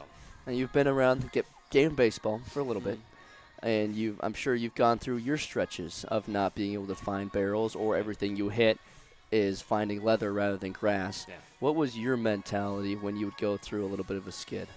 I don't know. I think just try to focus on what I'm doing well, you know. And I think trying to understand that you can't control where the guys are playing, where they're, you know, whether they catch it or not, or what you can control how hard you hit it off the bat. And if you make good swings on good pitches in the zone. So I always tried to simplify things and just make it easier on myself because this game's so dang hard. But yeah, I mean it's tough though. Like you got to be able to push through a little bit of mental blockage to be successful in this game, and I don't even think we're close to that yet, which is a good thing. But it's, again, Karsten hit a few balls really hard tonight. You know, Porter hit a few balls hard tonight, and just nothing to show for him. So we turn the page to tomorrow. You get the Zap again, just a 2-game series. What are you telling the guys getting ready for tomorrow? Because, once again, another quick turnaround, which it feels like it has been for the last couple of weeks. Yeah, just, again, trying to know that they're going to come out and wanting to beat us because we got a target on our back, and that's a cool thing to experience. You know, you get everybody's best game, and that's a good thing. You know, especially for where we're at right now with we know we're in the postseason. To be able to know that we got to go out and kind of get after it, still win ball games, and that's the goal always. Every night you come out here, you try to win. So I think that's a pretty cool thing. So just trying to make sure they're ready for that, and I know they are, and just coming out a little hotter tomorrow, you know. So the Sasquatch are the team to beat right now. Yes, sir. Let's go and get one back tomorrow. Absolutely. Awesome. Thanks, Bach. Thank you. Appreciate it. All right, 9-4 the final. We'll wrap it all up with Aiden Wirtz right after this. Don't go anywhere.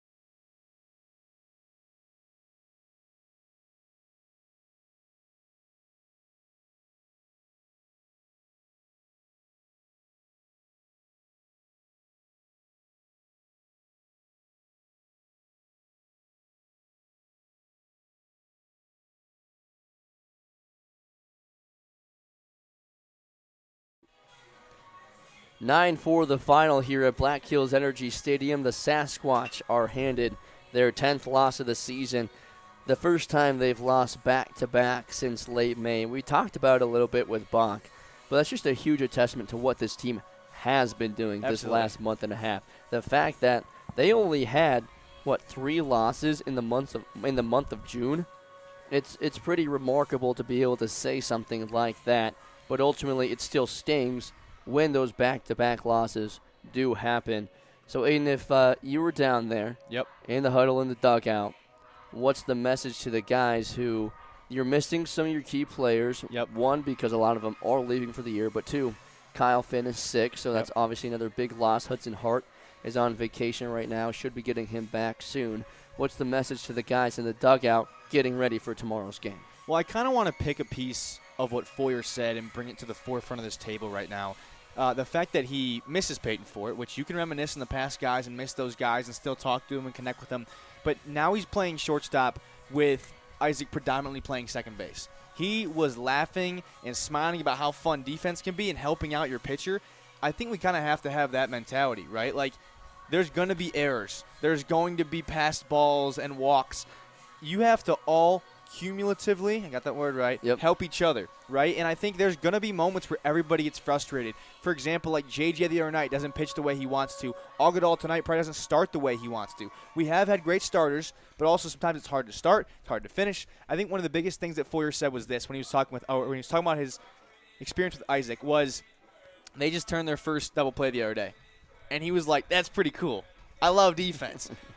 It's such a funny thing to say because, like, not every game you love defense as much as this, but you really do get to play a part in the culmination of a great effort if you play defense well. And I think one of the biggest consistencies or inconsistencies, whichever way you take it, is the fact that there have been about 2 to 4 errors per game. It's a really weird stat because normally this team seems like they're playing pretty well in the field. I think a lot of it weirdly comes from aggressiveness. These guys are charging balls. They're not waiting back on them. No. So I don't think this defense is doing the wrong thing. I just think they have to work more together. And again, we've talked about it. It comes off the field sometimes too. So the biggest message for me down there right now, if I'm in the dugout, if I'm outside eating pizza with them, is honestly just like, hey, if you're here, at least for the next month, some guys aren't, if you're here, like, let's just keep talking outside the game, too. You don't have to take work, because for them this is kind of work at times. Like, it can still be fun work, but you don't have to take that work home and say, well, let's look at, extremely strict statistics. But it wouldn't be bad if you're hanging out one night at a bonfire and you're like, see you, Samson, you're hanging out at a bonfire one night and you're kind of like, hey, on that double play, the one ball, I felt like I got to the bag pretty early, and you thought that, I don't know, I was going to get there later, so you hesitated. Let's talk about our timing on this. So talking about the game outside the game, but also not overdoing it, I think is a really big balance you can bring to the table with this team because they love the game. They love this area. It's a beautiful area. Guys are fishing together. Why not cast a line and say, hey, you know what, like, great at bat the last time, but let's talk from batter to batter about what we're seeing from the pitcher.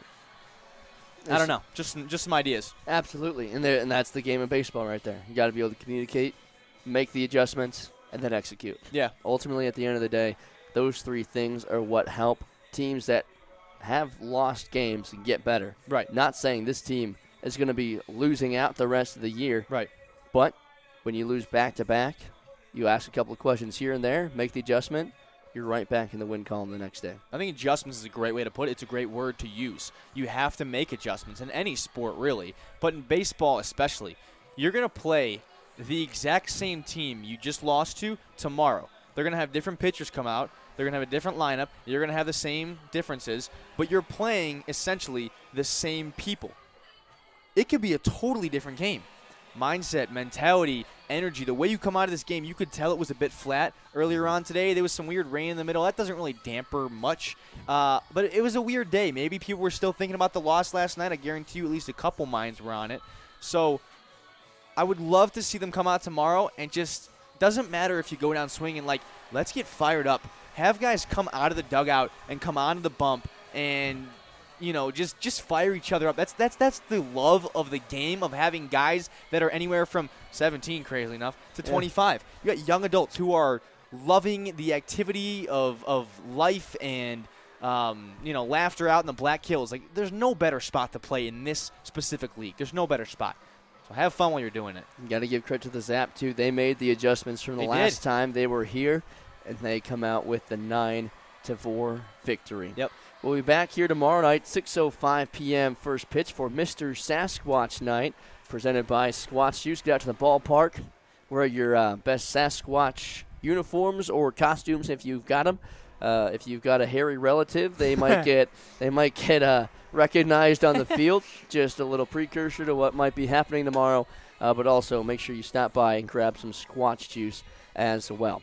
Well, that wraps it up here for us at Black Hills Energy Stadium. From all of us here in Spearfish, my partner, producer, director, color commentator, researcher, whatever else you want to call him, Aiden Wirtz, I'm AJ Reister, saying good night from beautiful Spearfish, South Dakota.